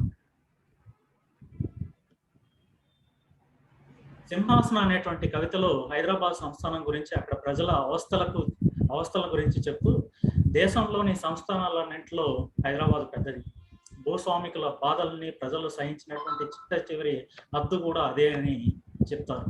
అంటే ప్రజలు ఎలా మన భారతదేశంలో నాటి నుంచి ఈ ప్రస్తుత కాలంలో ఎలాంటి ప్రభావాలకు వారు గురి అవుతున్నారు, ఆనాటి కవులు ఆయా కాల ప్రభావానికి అనుగుణంగా మనకు అందించే ప్రయత్నం చేశారు. ఇక కుందుర్తి గారి ఇది నా దేశం కవితలో ఇది నా దేశం అని చెప్పుకోవడానికి కొంచెం సిగ్గుగా ఉంది అంటూ మొదలైన ఈ కవితలో ప్రతి పాదం తరువాత ఈ పదాలు కనిపిస్తాయి. ఏంటంటే సమాజంలోని ధర్మం గురించి, జరిగిన దోపిడీ వ్యవస్థను, దానిని క్రమబద్ధంగా చేయలేనటువంటి నిస్సాయతని ప్రశ్నించుకుంటూ సామాన్యుడి యొక్క పరిస్థితిని చెబుతూ దేశ స్థితిని వివరిస్తూ, తినేది తక్కువ తీసి పారేసేది ఎక్కువ, సీతాఫలం పండులా ఉంది నా దేశం అని, అంటే భారతదేశంలోని ప్రజల జీవన పరిస్థితిని వివరిస్తూ చెప్పినటువంటి విషయాలు ఇవి. ఇలా మనం ఆధునిక కాలంలో ఉన్నటువంటి కవుల యొక్క కవితలను కానీ చూస్తే, వారి కవితలలో కేవలం మానవీయతే కాదు, దేశభక్తే కాదు, ప్రకృతే కాదు, సామాజిక సమస్యలు, సంఘటనలు, ఒక మాటలో చెప్పాలంటే మన ప్రజల జీవన స్థితిగతులని మన కళ్ళ ముందు ఆవిష్కరించారనడంలో ఎటువంటి సందేహం లేదు. ఇటువంటి చక్కని అవకాశాన్ని కల్పించినందుకు శ్రీ కన్నికా పరమేశ్వరి కళాశాల ఆర్ట్స్ అండ్ సైన్స్ కళాశాల తెలుగు అధ్యాపకులకి, అలాగే ప్రస్తుత సమావేశ అధ్యక్షులకి ధన్యవాదాలు తెలియజేసుకుంటూ సెలవు. కాళియప్ప గారు చాలా బాగా చెప్పారు. ఒక పరిపాలన అనేది రాజుల దగ్గర నుంచి వలసవాదుల దగ్గరికి, వలస పరిపాలకుల దగ్గరికి వెళ్ళి అక్కడి నుంచి మన దేశ ప్రజాస్వామ్యం వైపు తిరుగుతూ జాతీయోద్యమం ద్వారా వచ్చి ఆ దానిలో మళ్ళీ వచ్చినటువంటి హెచ్చుతగ్గులు, వీటన్నింటి గురించి సాహిత్యం ఏ విధంగా ప్రతిఫలించింది, తన అభిప్రాయాలన్నింటినీ, అంటే ప్రజల అభిప్రాయాలని ఎలా తీసుకుని వచ్చింది, వాటన్నింటినీ ఎలా కుదికూర్చింది. అటు కన్యాశుల్కం కానివ్వండి, అయితే మాస్టర్ పేర్కొన్న మిగిలిన వారందరివి కూడా వీటన్నింటినీ చాలా చాలా తక్కువ సమయంలోనే చక్కగా వివరించారు. ఎందుకంటే పరిపాలన మారడంతోనే పాలకుల మనస్తత్వాలు మారడం, ప్రజల యొక్క ఆశలకి అనుగుణంగా అవి ఉండడం, ఉండకపోవడం, వాటి మీ గురించి చాలా చక్కగా వివరించారు. ధన్యవాదాలండి. నమస్కారం. ఇప్పుడు పప్పుల శైలజ గారండి, ఉన్నారా?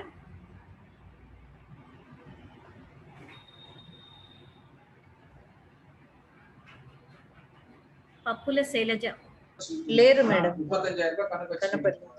ఓకే, ఏ కారణంగా అయినా ఆవిడ రాలేకపోయారు. తర్వాత శ్రీ వైష్ణవ వేణుగోపాల్ వారు ఉన్నారు. నమస్కారం. శ్రీ వైష్ణవ వేణుగోపాల్ ఉన్నారు మేడం. ఉన్నాను. నమస్కారం అండి. నమస్కారం. మీ భారతీయ జీవన విధానంలో సంప్రదాయాలు అనే దాని మీద మీ వ్యాసాన్ని సమర్పించవలసిందిగా కోరుతున్నాను. అలా తెలుగు సాహిత్యము భారతీయ జీవన విధానం శ్రీ వాసవి కన్యకా పరమేశ్వర మహిళా కళాశాల తెలుగు విభాగం వారు నిర్వహిస్తున్నటువంటి అంతర్జాతీయ సదస్సు నిర్వాహకులకు, ఆచార్యులకు, ప్రస్తుత సభాధ్యక్షులందరికీ నమస్కారం. నా పేరు శ్రీవేష్ వేణుగోపాల్, పరిశోధక విద్యార్థి, కాశీ హిందూ విశ్వవిద్యాలయం, వారణాసి. నేను ఎంచుకున్న అంశం భారతీయ జీవన విధానంలో సంప్రదాయాలు. ఈ యొక్క వ్యాసంలో సంప్రదాయం అనే అంశం గురించి ఒక మహాభారతంలోని 2 కథలు, 2 నిర్వచనాలు, చివరిలో కొన్ని సంప్రదాయాల గురించి నేను వివరిస్తాను. భారతదేశం అనగానే ప్రపంచమంతా గుర్తు తెచ్చుకునే అంశం మన సంస్కృతి, సంప్రదాయాలు. పిల్లలకు తరతరాలుగా తరగని ఆస్తి సంపాదించి ఇవ్వడం కన్నా మనం తరతరాలుగా కాపాడుకుంటూ వస్తున్న మన సంస్కృతి, సంప్రదాయాలు నేర్పించడం అవసరం. అనేక జాతులు గల భారతదేశంలో అనేక సంప్రదాయాలు కూడా ఉన్నాయి. సంప్రదాయం అని అర్థం తెలియాలంటే మనకు ప్రధానంగా 3 విషయాల గురించి తెలుసుకోవాలి. ఇందులో ఆయము అంటే సంపాదన, దాయము అంటే పంచుకోవడం, ప్రదాయం అంటే ప్రకృష్టమైన దాయం. ఒక వ్యక్తి తన సంపాదనలో ఉత్తమమైన దానిని తన వారితో పంచుకోవడం సంప్రదాయం. మన పూర్వీకులైన ఋషులు తమ మేధస్సుతో ప్రకృతిని శోధించి తెలుసుకున్న రహస్య విజ్ఞానం వివిధ రూపాలలో జీవన విధానంలో అంతర్భాగం చేసి ప్రకృతి విజ్ఞానం ప్రయోజనాలు సామాన్యుడికి అందించారు. అలా జీవన విధానంలో భాగమైన ప్రకృతి విజ్ఞానమే సంప్రదాయం. ఇంకొక నిర్వచనం, సంప్రదాయం గడిచిపోయిన తరాలుగా మారని విలువల సమూహమే సంప్రదాయం. సంప్రదాయం అనే పదం లాటిన్ పదం నుండి ఉద్భవించింది. అంటే ఇది ఒక క్రియ, క్రమంగా ట్రేడ్ అంటే బట్వాడా చేయడం, అంటే ఒక తరం నుంచి మరొక తరకి ప్రసారం చేయడం. సంప్రదాయం అంటే ఒక సమూహంలోని ప్రజల కోసం ఆచారాలు, ప్రవర్తనలు, జ్ఞాపకాలు, చిహ్నాలు, నమ్మకాలు, ఇతిహాసాలు, విశ్వాసాలు, సాంస్కృతిక నైతిక సూత్రాలు ప్రసారం చేయబడింది. విభిన్న సంస్కృతులు మరియు వేర్వేరు కుటుంబాలు కూడా విభిన్న సంప్రదాయాలు కలిగి ఉన్నాయి. సంప్రదాయం అనే పదానికి బాగా అందించడం అని అర్థం. సమ్ అంటే ఒక సంపూర్ణంగా, అంటే ప్రభావవంతంగా, దాయ అంటే ఇవ్వడం. మన పెద్దవాళ్ళు మనకిచ్చిన సంస్కృతిని మన పిల్లలకు అందించడం ఇందులోని ముఖ్య విషయం. సంప్రదాయం వెనుక ఒక అందమైన అర్థం ఉంది. దానిలో మొదటి పదం ఆయం. ఆయం అంటే మనం ఏదైతే సంపాదించుకుంటామో అది ఆయం. అందుకని మన ఊళ్ళల్లో ఇన్కమ్ ట్యాక్స్ ఆఫీస్ ఉంటుంది. దీని పేరు హిందీలో ఆయకర్ భవన్. కర్ అంటే పన్ను, ఆయ అంటే సంపాదించుకునేది. అలాగే మన ఇంకో అర్థం తీసుకుంటే దేవాదాయ ధర్మాదాయ శాఖ అని దీని పేరు. దేవాదాయ ధర్మాదాయ అంటే ఇందులో 4 పదాలు ఉన్నాయి. ఆయం అంటే వచ్చినది, దాయం అంటే నలుగురు పంచుకునే దాని పేరు దాయం. అందుచేత మన ఇంటి పేరు ఉన్నవారందరూ కూడా దాయాదులు అని పిలుస్తారు. తర్వాత ప్రదాయం వచ్చింది. అంటే నువ్వు పంచుకున్నా తరగనిది, పంచుకోవద్దు అనుకున్నా నీ వెనకాల వచ్చేది గోత్రము, ఇంటి పేరు, ఊరు పేరు, నీ చేతి వృత్తి, నీవు నేర్చుకున్న విద్య, ఇవన్నీ కూడా ప్రదాయం. ఈ విధంగా మన ఇంటి పేరు ఉన్న పెద్దలు చేసిన పనులన్నీ కూడా సంప్రదాయం. కొన్ని వేల సంవత్సరాలుగా మనం ఆచరిస్తూ వస్తున్న విధానాలు, దాని లోపల ఏదైతే ఉంటుందో అదే సంప్రదాయం. దీనికే మన విశ్వంబర రచయిత ఆచార్య శ్రీ నారాయణ రెడ్డి గారు తన గేయంలో అంత కడివేడు పాలపై ఒకంత మీగడ పెరిగినట్లు మనకు మిగులును గతములోపలి మంచి, అది సంప్రదాయం అద్భుతమైన నిర్వచనం చేశారు. మనము పాలు కాచాం, మీగడ వస్తుంది. మీగడ తీసి పాలు తోడు పెట్టండి, వెన్న రాదు, దానిలో మీగడ ఉండాలి, అప్పుడు వెన్నె వస్తుంది. వెన్నెలోంచి నెయ్యి వస్తుంది. సంప్రదాయం అంటే అంత గొప్పది అన్నమాట. మనము సాధారణంగా దాయం అనే అర్థము ఇంకా సంపూర్ణంగా అర్థం చేసుకోవడానికి మనకు మహాభారతంలో ఒక కథ ఉంది. అర్జునుడు ఒకసారి తీర్థయాత్ర చేస్తూ గంగానదికి వెళ్ళాడు. కాశీనగరం రాత్రి 9 అయింది. గంట లోపలనే బయటికి రావాలి. అందుచేత ఆ నగరానికి అతడు అతిథి. అతిథి అంటే తిథి వార నక్షత్రాలు లేకుండా వచ్చేవాడు కాదు. ఒక తిథి లోపల ఒక ఊరు వెళితే ఆ తిథి వెళ్లకుండా, 2వ తిథి రాకుండా ఆ ఊరు వదిలి వెళ్ళాలి. కానీ ఆలస్యంగా వచ్చాడు. గంగలో స్నానం చేయకుండా వెళ్ళిపోతే బాగుండదు. రాత్రిపూట 9 గంటలు స్నానం చేయకూడదు కదా. సాయంకాలం అయిన తర్వాత స్నానం చేయడం. ఈ నియమం శాస్త్రం కూడా అని ఆలోచిస్తూ ఏమి చేయాలో తెలియక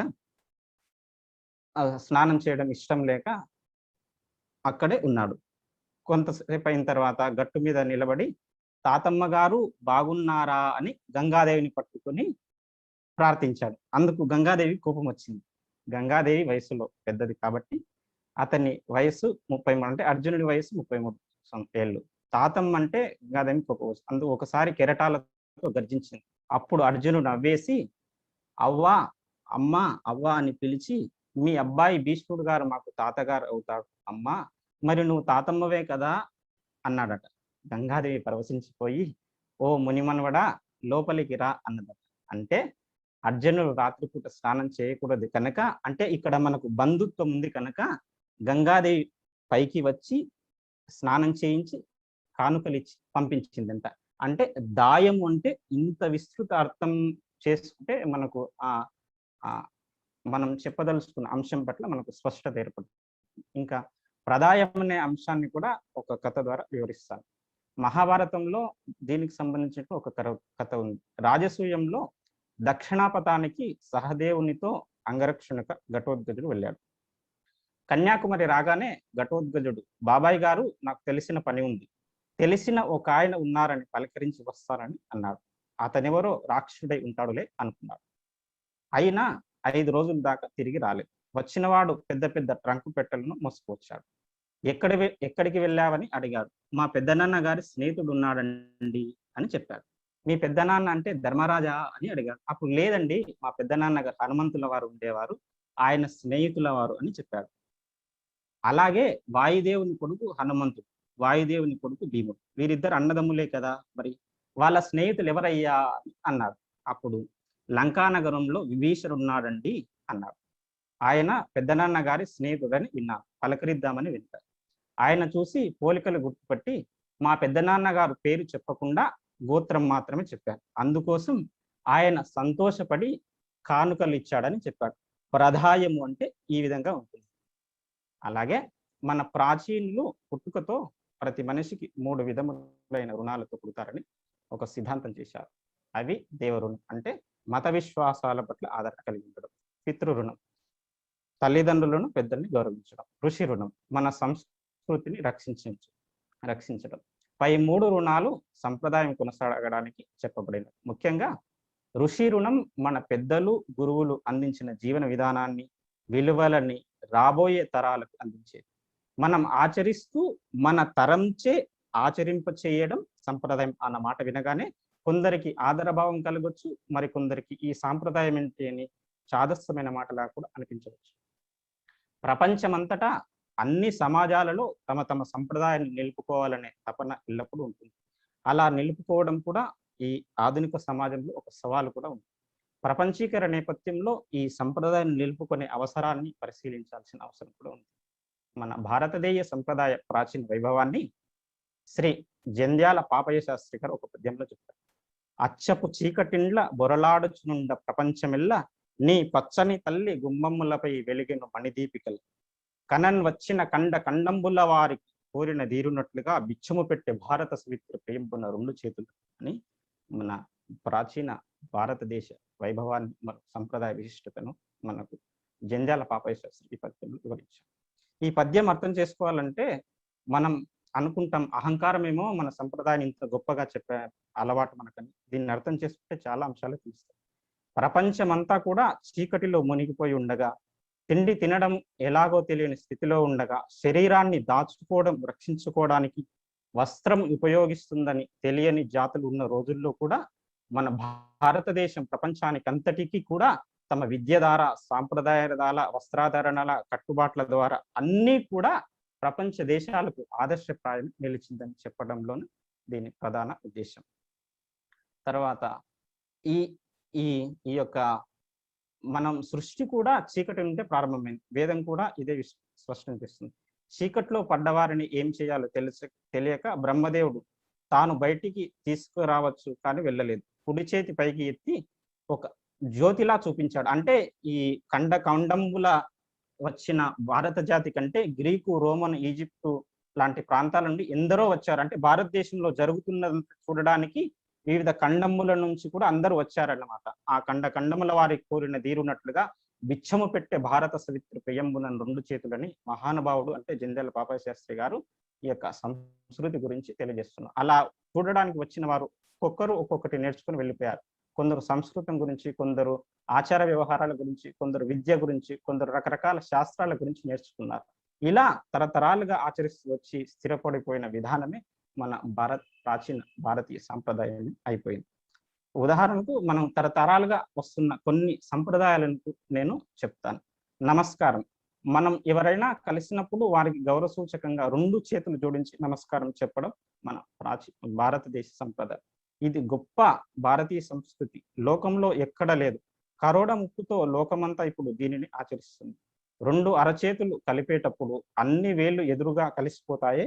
నమస్కారంతో పలకరించిన వ్యక్తి మనకు గుర్తుండిపోతాడన్నమాట. ఇది ఒక సంప్రదాయం. మన ఇంటి ప్రవేశం ద్వారా మామిడాకులు కట్టడం వెనుక ఉన్న మాటకు ప్రాముఖ్యత దేవతలు ఆహ్వానించడం. శాస్త్రీయంగా మామిడాకుల్లో అదనపు కార్బన్ డైఆక్సైడ్ పీల్చుకునే సామర్థ్యం ఉన్నందున పండుగల్లో, వేడుకల్లో తోరణాలు ఉపయోగిస్తారు. మరొక సంప్రదాయం, గడపను లక్ష్మీదేవి యొక్క ప్రతీకగా భావించి పసుపు కుంకుమలతో అలంకరిస్తారు. శాస్త్రీయంగా పసుపులో ఉండే యాంటీబయాటిక్ లక్షణం బయట నుంచి వచ్చే విషపూరితమైన క్రిములను నశించిపోయేలా చేస్తుంది. ఇంటి ముందు వేసే ముగ్గులు ఇంట్లో ఉండే లక్ష్మీదేవిని బయటికి వెళ్లకుండా, బయటి నుంచి వచ్చే దుష్టశక్తులు ఇంట్లోకి రాకుండా కాపాడుతాయి. శాస్త్రీయంగా ముగ్గులు వేయటం వల్ల ఇంటి లోపలికి వచ్చే వారికి, బయటకు వెళ్ళే వారికి మనసు ప్రశాంతంగా ఉండేలా చేస్తుంది. ఉదయాన్నే శరీరానికి వ్యాయామం కూడా అవుతుంది ఆ ముగ్గు వేసేవారికి.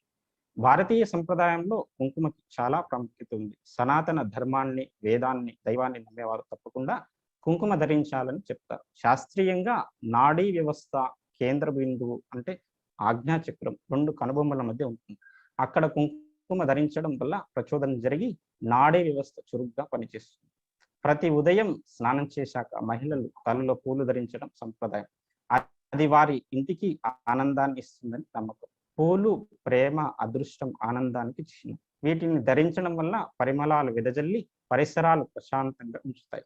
ఐందవ వివాహ సాంప్రదాయంలో నల్లపూసలు ధరించడం సంప్రదాయం. వీటి వలన దాంపత్య జీవితానికి ఎటువంటి దృష్టి దోషం జరగదని నమ్ముతారు. నల్లపూసలు శరీరంలోని వేణి గ్రహించి ఎటువంటి రుగ్మతలు రాకుండా చేస్తాయి. భారతీయ హిందూ సాంప్రదాయంలో స్త్రీలు ధరించే పంచమంగాళ్లలో గాజులు ఒకటి. పునరుత్పత్తికి సంబంధించిన నాడీ కేంద్రాలు మణికట్ పైభాగంలో ఉంటాయి. గాజులు కదులుతున్నప్పుడు కలిగే ఒత్తిడి వల్ల గర్భాశయానికి సంబంధించి హెచ్చుతగ్గులు సర్దుకుంటాయి. రక్త ప్రసరణ కూడా బాగా జరుగుతుంది. ఆడపిల్లలకు చెవులు పుట్టించి కర్ణవేద చక్కటి ఆభరణాలు ధరింపచేసి లక్ష్మీదేవిలా తలుచుకొని మురిసిపోతుంటారు. చెవులు కుట్టించడం వల్ల కంటి చూపు శక్తి పెరుగుతుంది. చెవి ఆభరణాలు కదులుతున్నప్పుడు ఒత్తిడి కలిగి మొత్తం నాడీ మండలం ప్రచోదనం అవుతుంది. హిందూ విశ్వాసంలో తులసి పవిత్రమైన మొక్క. తులసిని లక్ష్మీదేవి అవతారంగా భావించి ప్రతిరోజు నీళ్లు సమర్పించి పూజ చేయడం సంప్రదాయం. ఇంట్లో తులసి మొక్క ఉండటం వల్ల దోమలు, కీటకాలు రాకుండా చేస్తుంది. మిగతా మొక్కల కన్నా తులసి నుండి వచ్చే ప్రాణవాయువు 2 రెట్లు ఎక్కువ. దీనిలోని అద్భుతమైన ఔషధ గుణాలు రోగ నిరోధక శక్తిని పెంచి వివిధ రోగాలను నయం చేయడంలో సహాయం చేస్తుంది. తరతరాలుగా పాటిస్తున్న సంప్రదాయాలను సుఖమయ జీవనానికి ఇవ్వబడిన జీవన సూత్రాలు ఇవి. ఆధునిక కాలంలో కూడా తమ పిల్లలకు వేమన శతకం, సుమతి శతకం, భర్తృహరి శతకం, భగవద్గీతలోని శ్లోకాలు నేర్పిస్తున్న తల్లిదండ్రులు, తాతలు, అమ్మమ్మలు మన సంస్కృతిని, సాంప్రదాయాలు నిలబెడుతున్నారనటంలో ఎటువంటి సందేహం. ఈ పద్యాలు, శ్లోకాలు చిన్నపిల్లలు మనస్సులో నాటే విత్తనాలు లాంటివి. ఇవి ఎప్పుడో ఎన్నో ఏళ్ల తర్వాత ఫలితాన్ని ఇవ్వవచ్చు. ఇవి దేశ భవిష్యత్తుకు పెట్టుబడి లాంటివి. ఈ విధంగా ఒక తరం నుంచి ఒక్క నిమిషంలో పూర్తి చేయరా? అయిపోయింది.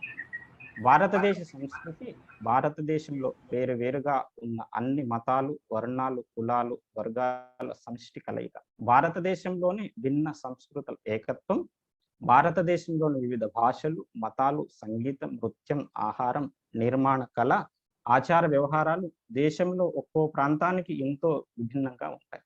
భారతీయ సంస్కృతి అనేది అనేక సంస్కృత సమ్మేళనంగా పిలువబడుతుంది. ఇది భారతదేశ ఉపఖండం మొత్తంలో విస్తరించి ఉంది.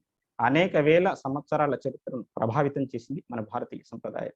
భారతీయ సంస్కృతిలో వైవిధ్యమైన వైవిధ్యంగా భాగంగా ఉన్న భారతీయ మతాలు, భారతీయ తత్వశాస్త్రం, భారతీయ వంటకాలు అనేక అంశాలు ప్రపంచవ్యాప్తంగా బలీయమైన ప్రభావాన్ని కలిగి ఇవన్నీ కూడా సంప్రదాయంలో భాగమై భారతీయ సంప్రదాయం గొప్పదనే అఖండ ఖ్యాతి నిలబెట్టుకుంటుంది మన భారతదేశం. సంప్రదాయం భారతీయ సంస్కృతికి ఆధారమై భారతీయ తత్వాన్ని, భారతీయుల ఐకమత్యాన్ని తెలియజేస్తుంది.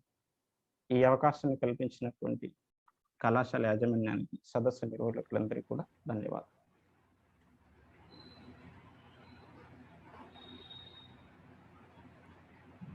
నమస్కారం అండి, ధన్యవాదాలు వేణుగోపాల్ గారు.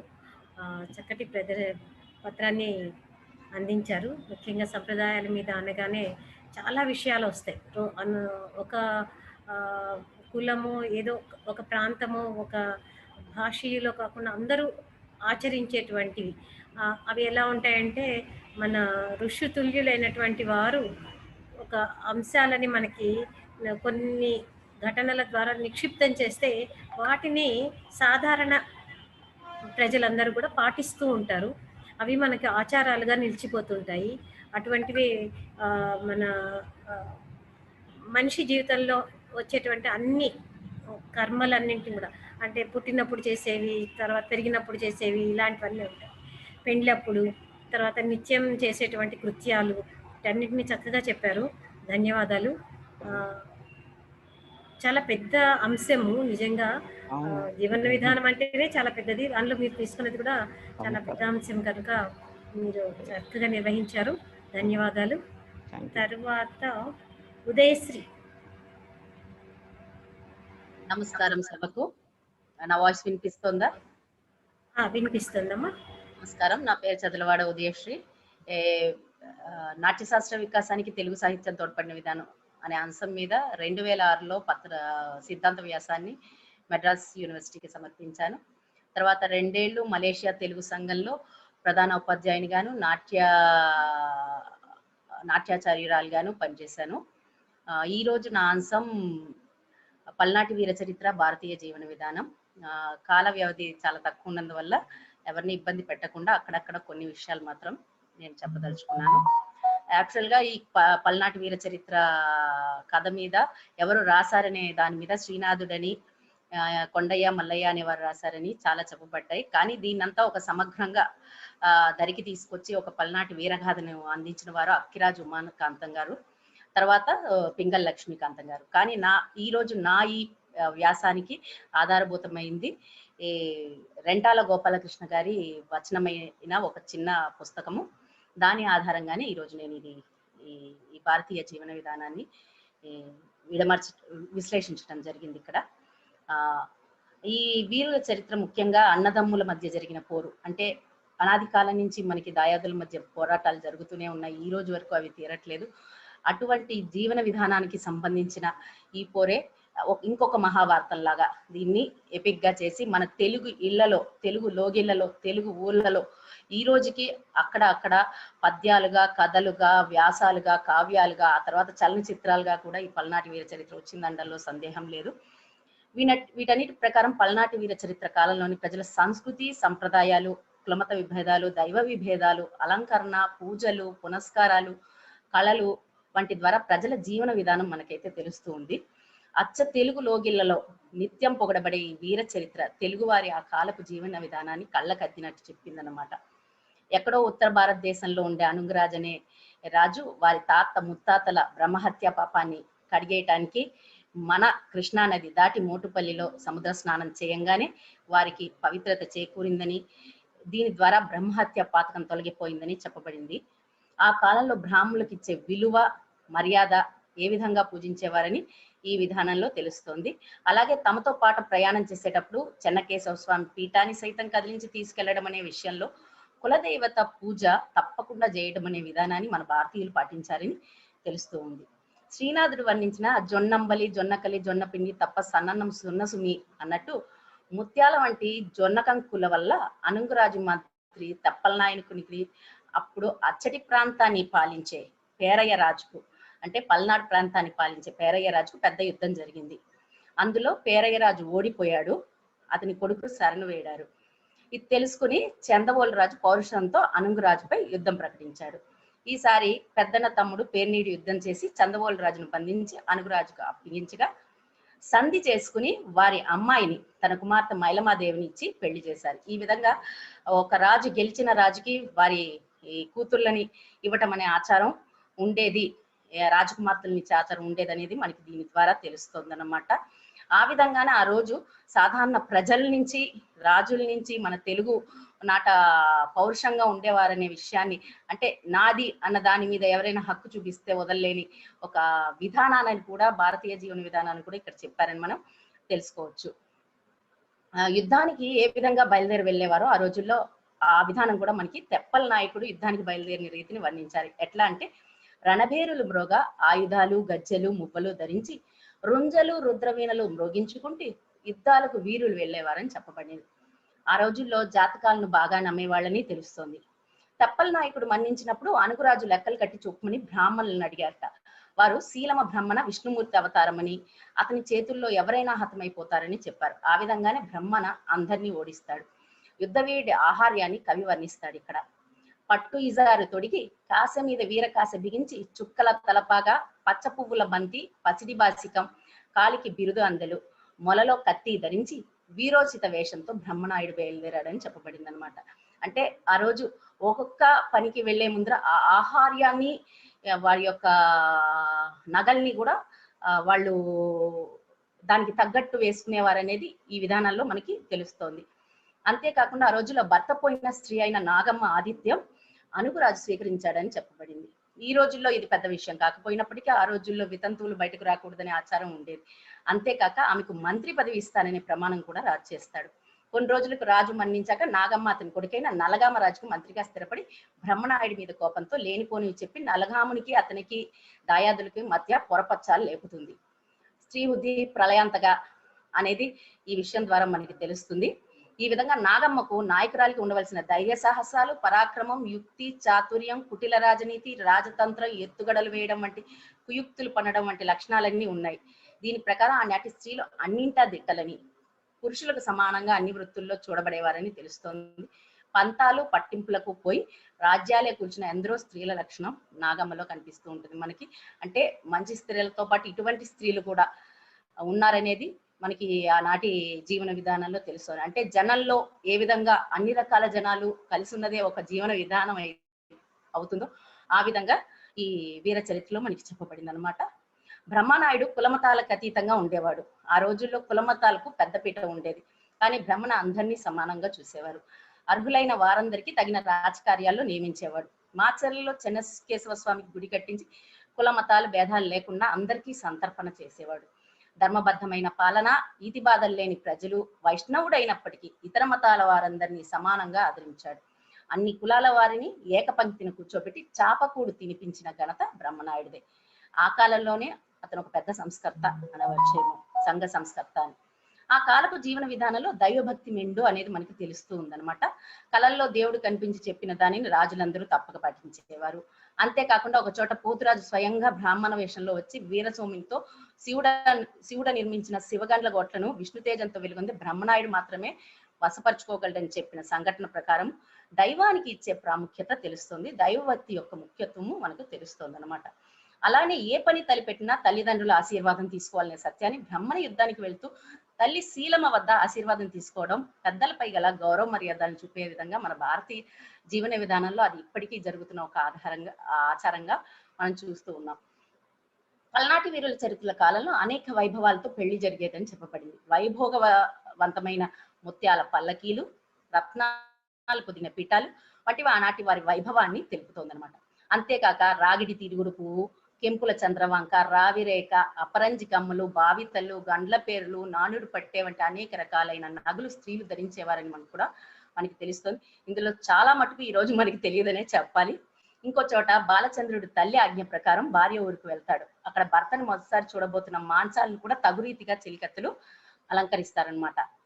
అక్కడ బంగారు పూలబేర్లు, చేర్చుక్క అంటే పాపిడి బిల్లట, చంద్రవంక, సూర్యవంక, చేమంతి బిళ్ళ వంటి శిరస్సు అలంకారాలను, నవరత్న కమ్మలు, వాటికి ముత్యాల కుచ్చాలు అంటే ఈ రోజుల్లో మనం పెట్టుకునే మాటీలు లాంటివి, ముత్యాల ముక్కర, ముత్యాల పేర్లు, పగడాలు, పతకాలు, ఇంట్లో భుజకీర్తులు, హేమకంకణాలు, నీలాల గాజులు, ఒకటేంటి కాలివేలకు ఆభరణాలు వంటి దాకా అన్ని అలంకరించే వాళ్ళని చెప్పి ఆనాటి అలంకరణ విశేషాలను కూడా ఈ గ్రంథంలో పొందుపరచడం జరిగింది. బాలచంద్రుడు యుద్ధం చేయకుండా ఆపాలని తల్లి పంపితే వీరపత్ని మాంచాలమ్మ, ఒక చోట నాగమ్మని చూసాం అటువంటి ఆవిడ, ఇక్కడ వీరపత్ని మాంచాలమ్మ నాతో సరస సల్లాపాలు ఆడడం వల్ల ప్రయోజనం లేదని రణభూమికి పోయి శత్రువుల మీద పగ తీర్చుకోండి అని చెప్పటం ఒక వీరనారికి ఉండవలసిన లక్షణాలు కూడా ఆ రోజుల్లోని స్త్రీలు పాటించేవారనేది తెలుస్తోంది. ఆ రోజుల్లో బాల్య వివాహాలు చేసేవారు కాబట్టి ఆడపిల్లని యుక్త వయసు వచ్చేదాకా అత్తారింటికి పంపేవారు కాదు. కావున ఒకరు చెప్తే గానీ ఆమె భర్త ఎవరో ఆమెకి తెలిసేది కాదనమాట. మాంచాలు కూడా భర్త అనుకుని మరిది పాదాలకు మొక్కబోయి వివరం తెలుసుకుని బ్రాహ్మణులు పూజ్యులు కాబట్టి నీ పాదసేవ చేస్తున్నానని చెప్పి చాకచక్యంగా సంభాళిస్తుంది. అంటే ఒక తప్పు చేసినప్పుడు దాన్ని సరిదిద్దుకోవటం అనేది కూడా మనకి చిన్నప్పటి నుంచే మన జీవన విధానంలో తెలియజెప్పారనే దానికి ఇది ఒక ఉదాహరణగా మనం తీసుకోవచ్చు. యుద్ధానికి వెళ్లే వీరులను ప్రజలు ఆదరించి విందు భోజనాలు పెట్టేవారని, మర్యాదలు చేసేవారని కూడా తెలుస్తోంది. వాళ్ళకి ఇచ్చే మర్యాద ప్రత్యేకంగా ఉండేదని కూడా మనకి తెలుస్తోంది. మాంచాల మాట విని బ్రహ్మహత్యా దోషం రాకూడదని అనపోతును తెలివితో వెనుకకు పంపేస్తాడు బాలచంద్రుడు. అంటే బ్రాహ్మణులు యుద్ధంలో చేస్తే వీరి వల్ల వాళ్ళు చచ్చిపోతే అది బ్రహ్మహత్యా దోషం కింద వెళ్ళి మళ్ళీ మొట్టమొదట అనుంగురాజు ఏ విధంగా సముద్ర స్నానం చేసి తీర్చుకున్నారో ఆ విధంగా తీసుకోవాల్సి వస్తుందేమో, మనకి స్వర్గం మన పూర్వీకులకు వాళ్ళకి స్వర్గం రాదని ఒక ఆచారం అనేది ఆ రోజుల్లో బ్రాహ్మణుల విషయంలో పాటించే వాళ్ళని దీని ద్వారా తెలుస్తోంది. కానీ భారత సంగ్రామంలో బ్రాహ్మణులు కూడా యుద్ధం చేశారని, బాలచంద్రుడు నన్ను పక్కకు తప్పించాడని, నలగాం రాజుని ఎదిరించి పోరాడాలనే తన కళ్ళను వమ్ము చేశాడని ఆత్మహత్య చేసేసుకుంటాడు ఇక్కడ అతను. దీని ప్రకారం వారు ఏ కులం వారైనా సరే అందరూ వీరులే అని వీరోచితంగా యుద్ధం చేసి మరణిస్తే అదే తమకు కీర్తి అని తెలిపేవారని తెలుస్తోంది. ఈ చరిత్రలో బాలచంద్రుడి యుద్ధ ఘట్టాన్ని చాలా చక్కగా కవి వర్ణించాడు. ఈ యుద్ధ ఘట్టాన్ని మాత్రమే ఎందరో నాటకాలుగా బుర్రకథలుగా ప్రదర్శించి జనాలకు వీరరసాన్ని చూపించడంతో పాటు వీరత్వాన్ని నరనరాల్లో నింపేవారు ఆ రోజుల్లో.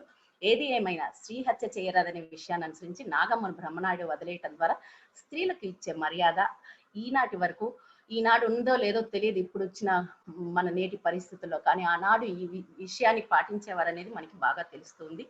పెదమల్లి రాజు సిరాదేవుల పెళ్లి భోజనాల్లో పల్నాటి జట్టిలో బళ్ళైన భీముడు ఆడపెళ్లి వారిలో మునగాడైన వీరపడవాళ్ళు నెయ్యి వడ్డిస్తుంటే, ఓయి గొల్లవాడ ఆవులుండగా మీకు ఆజ్యానికి కొదవేమి నే వద్దనే వరకు నూనె వడ్డించమనగా వడియాలు గుడ్డలో నువ్వులు చుట్టి గానుగలో ఆడించినట్లు చేతితో పిండి నూనె వేస్తాడు.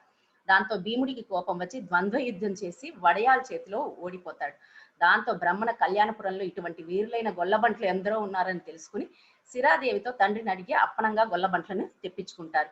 ఆ రోజుల్లో పాడి సమృద్ధిగా ఉండేదని దీని ద్వారా ఆ పాలు, పెరుగు, నెయ్యి, నూనె వంటి పదార్థాలు మరింత బలాన్ని ఇచ్చేవని, ఏ విధంగా రైతులు పంటలు పండించే వాళ్ళు పాడిని కూడా ఆ విధంగానే వీరు గొల్లవాళ్ళు సమృద్ధి చేసేవారని తెలుస్తోంది. దీనివల్ల గొల్లలు సైతం బలంగా దృఢంగా తయారై వీరులకు మళ్ళీ వీరోచితంగా యుద్ధం చేయగలరని తెలుస్తోంది అనమాట. కోడి పందాలు ఆనాడు ప్రచారంలో ఉండేవని, ఆ పందేళ్లు బ్రహ్మణ వంటి వీరులు సైతం ఇష్టపడేవారని తెలుస్తోంది. ఈ అదను చూసుకుని నాగమ్మ యుక్తి పన్ని నలగాం రాజు వద్దన్న అతన్ని ఒప్పించి బ్రహ్మణును పురిగొల్పి పందెం కట్టిస్తారు. జయశ్రీ గారు ఇంకొక నిమిషంలో పూర్తి చేయరా? తప్పకుండా. ఇటువంటి వ్యసనాలకు కూడా ఆ రోజుల్లో పెద్ద పెద్ద వీరులు కూడా పడిపోయేవారని చెప్పి మనకి మహాభారతంలో ఏ విధంగా చెప్పబడిందో జూదంలో అట్లానే ఇక్కడ కోడి పందాలను కూడా వీళ్ళు వివరించారు. ఈ విధంగా మనకి మెకానిజం అనేది కూడా ఇక్కడ మనకి తెలుస్తోంది. ఒక చోట నాగమ్మ కుతంత్రాలకి ఇదిగా కూర్చునే చోట, అంటే బ్రహ్మణ అతని అనుచరులు కోడి పందాలకు వచ్చినప్పుడు కూర్చునే చోట మట్టితో ఒక పాత్ర త్రవించి దాని నిండా నారసాలు, శూలాలు, ఈటలు వేయించి అది కనపడకుండా మట్టితో కప్పించి దానిపై ఎటు నుంచి కీలు లాగినా కింద పడేటట్లు ఒక తమగం ఏర్పాటు చేయించింది అనమాట. దీన్ని బట్టి సాంకేతికతలో కూడా ఆ కాలంలో వారు ముందుండేవారని తెలుస్తుంది. ఈ విధంగా ఒక్కో సందర్భంలో ఒక్కో దానికి మనకి ఈ పల్నాటి వీర చరిత్రలో చాలా విషయాలు మనకి భారతీయ జీవన విధానాన్ని తెలుపుతున్నాయి. అది అలంకారమైనా కానివ్వండి, యుద్ధమైనా కానివ్వండి, వీరోచిత ఆహార్య పరంగానైనా కానివ్వండి, సకల కళలకు సంబంధించి వీళ్ళు అన్ని విధాల చాలా వైభవపేతమైన జీవితాన్ని, వీరోచితమైన జీవితాన్ని గడిపారని తెలుస్తూ ఉంది. ఈ విధంగా పల్నాటి వీర చరిత్ర యొక్క వీరుల, రాజుల, ప్రజల జీవన విధానం మనకు తెలుస్తూ ఉందని చెప్పడానికి సంతోషిస్తున్నాను. నాకు ఈ అవకాశం ఇచ్చినందుకు ధన్యవాదాలు. అభినందనలు శుభాకాంక్షలు అండి, ధన్యవాదాలు. చాలా చక్కగా చెప్పారు. ఎందుకంటే మన భారతీయ జీవన విధానంలో యుద్ధం కూడా ఒక ముఖ్యమైన అంశమే. అది మనకి కురుక్షేత్రంలో చూసుకున్నా, లేకపోతే అంతకుముందు రామరావణ యుద్ధంలో చూసుకున్నా, మనకి ఇక్కడ పల్నాటి యుద్ధంలో చూసుకున్నా, ఒక నియమాలు పాటించడం, ఆ నియమాలు పాటించడం. ఇది పల్నాటి యుద్ధం మనకి 1178 ప్రాంతంలో 4 సంవత్సరాల పాటు సాగిన యుద్ధం. అప్పటికి కూడా ఈ ఈ నియమాలు పాటించడం అనేది ఎప్పుడు మహాభారత రామాయణ యుద్ధాల నుంచి కూడా ఇక్కడి వరకు కూడా కొనసాగింది అది. కానీ ఆ తరువాత యుద్ధాల్లో చాలా మార్పు వచ్చింది, ఆ యుద్ధ నీతిలో మార్పు వచ్చింది. అంటే మన జీవన విధానంలో వచ్చిన మార్పులన్నీ ప్రతి దాని మీద ఎలా పడ్డాయి అనే దాన్ని మనం గమనించవచ్చు. అంటే 12వ శతాబ్దం వరకు కూడా మనకి యుద్ధాల్లో ఉండే నీతి నియమాలు అలానే ఉన్నాయి. ఒక సమయంలో ఉండడం, ఇట్లా సమయాన్ని పాటించడం, ధర్మాన్ని పాటించడం, ఎవరు ఎటువైపు ఉన్నారో నిష్కర్షగా అటువైపే ఉండడం, ఇటువంటివన్నీ మనకి ఇక్కడ కనిపిస్తాయి. కానీ తర్వాత అంటే సుమారు ఇప్పుడు ఒక 200 సంవత్సరాల నుంచి చూసినటువంటి యుద్ధాల్లో యుద్ధ నీతిలోనే మార్పు వచ్చింది. అది సో అంటే మన జీవన విధానంలో ఉన్న భాగంగా ఉన్న ప్రతి అంశము ఏ విధంగా మార్పులకి ప్రభావితం అవుతోంది, లేకపోతే ఇతర దేశాలతో ఉన్నటువంటి సంబంధ బాంధవ్యాలతో ఎలా ప్రభావితం అవుతోంది అనేది కూడా మనకి ఇక్కడ కనిపిస్తోంది. మనకి జాతీయోద్యమంలో కూడా యుద్ధాల్లో అక్కడ కొన్ని చోట్ల కనిపిస్తుంది మనకి. అది రాత్రిపూట ఏం చేయకూడదు అని మన భారతీయ సంప్రదాయం ప్రకారం వాళ్ళు అలా ఉండిపోతే అర్ధరాత్రి జరిగే దాడులన్నింటినీ ఎదుర్కోవాల్సి వచ్చింది. అంటే ఒక సంస్కృతి, ఒక విధానం నుంచి, ఒక ధర్మం నుంచి ఆ ధర్మానికి వ్యతిరేక్తంగా ఉన్నటువంటి, ఇక్కడేంటి పల్నాటి యుద్ధంలో అందరూ ఒకే ధర్మాన్ని పాటించేవాళ్ళు, రామరావణ యుద్ధంలో కానీ దీంట్లో కానీ. కానీ ఇప్పుడు వేరే సంస్కృతుల నుంచి వచ్చినటువంటి ఏ అంశమైనా ఎలా మనకి ప్రతిఫలిస్తోంది అనేది బాగా ఉంది.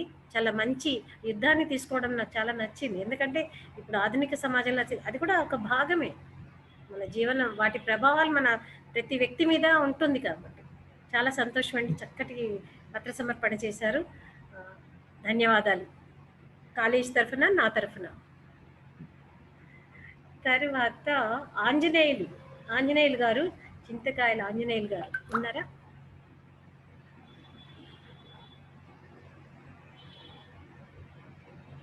లేరు మ్యామ్. గండికోట సుధీర్ కుమార్ గారు.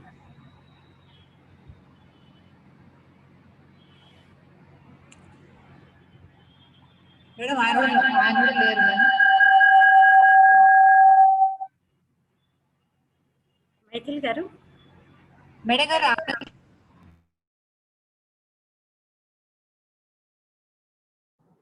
ఆయన కూడా లేరు మ్యామ్.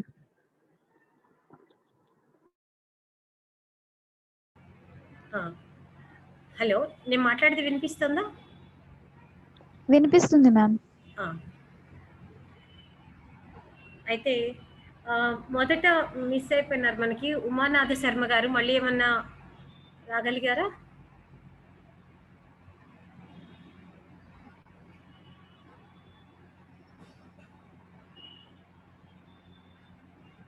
ఉమానాథ శర్మ గారు.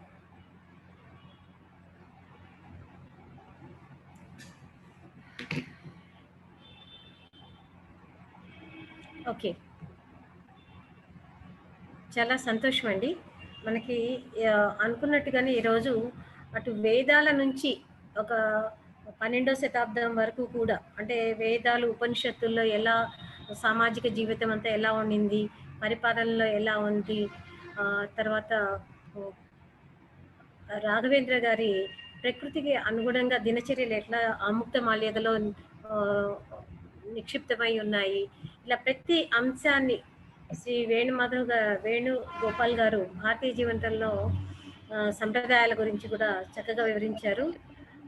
తర్వాత కాళియప్ప గారు ఆధునిక సమాజంలో ఉన్నటువంటి విషయాల గురించి ప్రస్తావించారు. అవి ఏ విధంగా ఈనాటి నవలల్లో, కవిత్వంలో ఎలా అవి భాగస్వామ్యం అవుతూ వస్తున్నాయి అనే విషయాన్ని, అలాగే పల్నాటి వీర చరిత్ర గురించి, యుద్ధ ధర్మాల గురించి, మారుతున్న విలువలు ఇవన్నీ మనకేం చెప్తున్నాయంటే వివిధ దేశాలు, వివిధ సంప్రదాయాల్ని మనం ఒక ఇంటరాక్షన్ ఏర్పడుతున్నప్పుడు వాటి ప్రభావం తప్పకుండా మన జీవన విధానం మీద కూడా ఉంటుంది. అయితే దానివల్ల జరుగుతున్న మార్పులు ఎటువైపుకు మనల్ని ప్రస్తావన సాగిస్తున్నాయి? అటు మంచికి జరుగుతోందా, చెడుకు జరుగుతోందా, లేకపోతే మనం ఎలా దీనిలో నిలదొక్కుకోవాలి అనే అంశాల మీద అది మనకు బేస్ లైన్గా ఉంటుంది. ఇవన్నింటిని గురించి చర్చించినటువంటి పత్ర సమర్పకులందరికీ కూడా పేరు పేరున ధన్యవాదాలు తెలియజేసుకుంటున్నాను.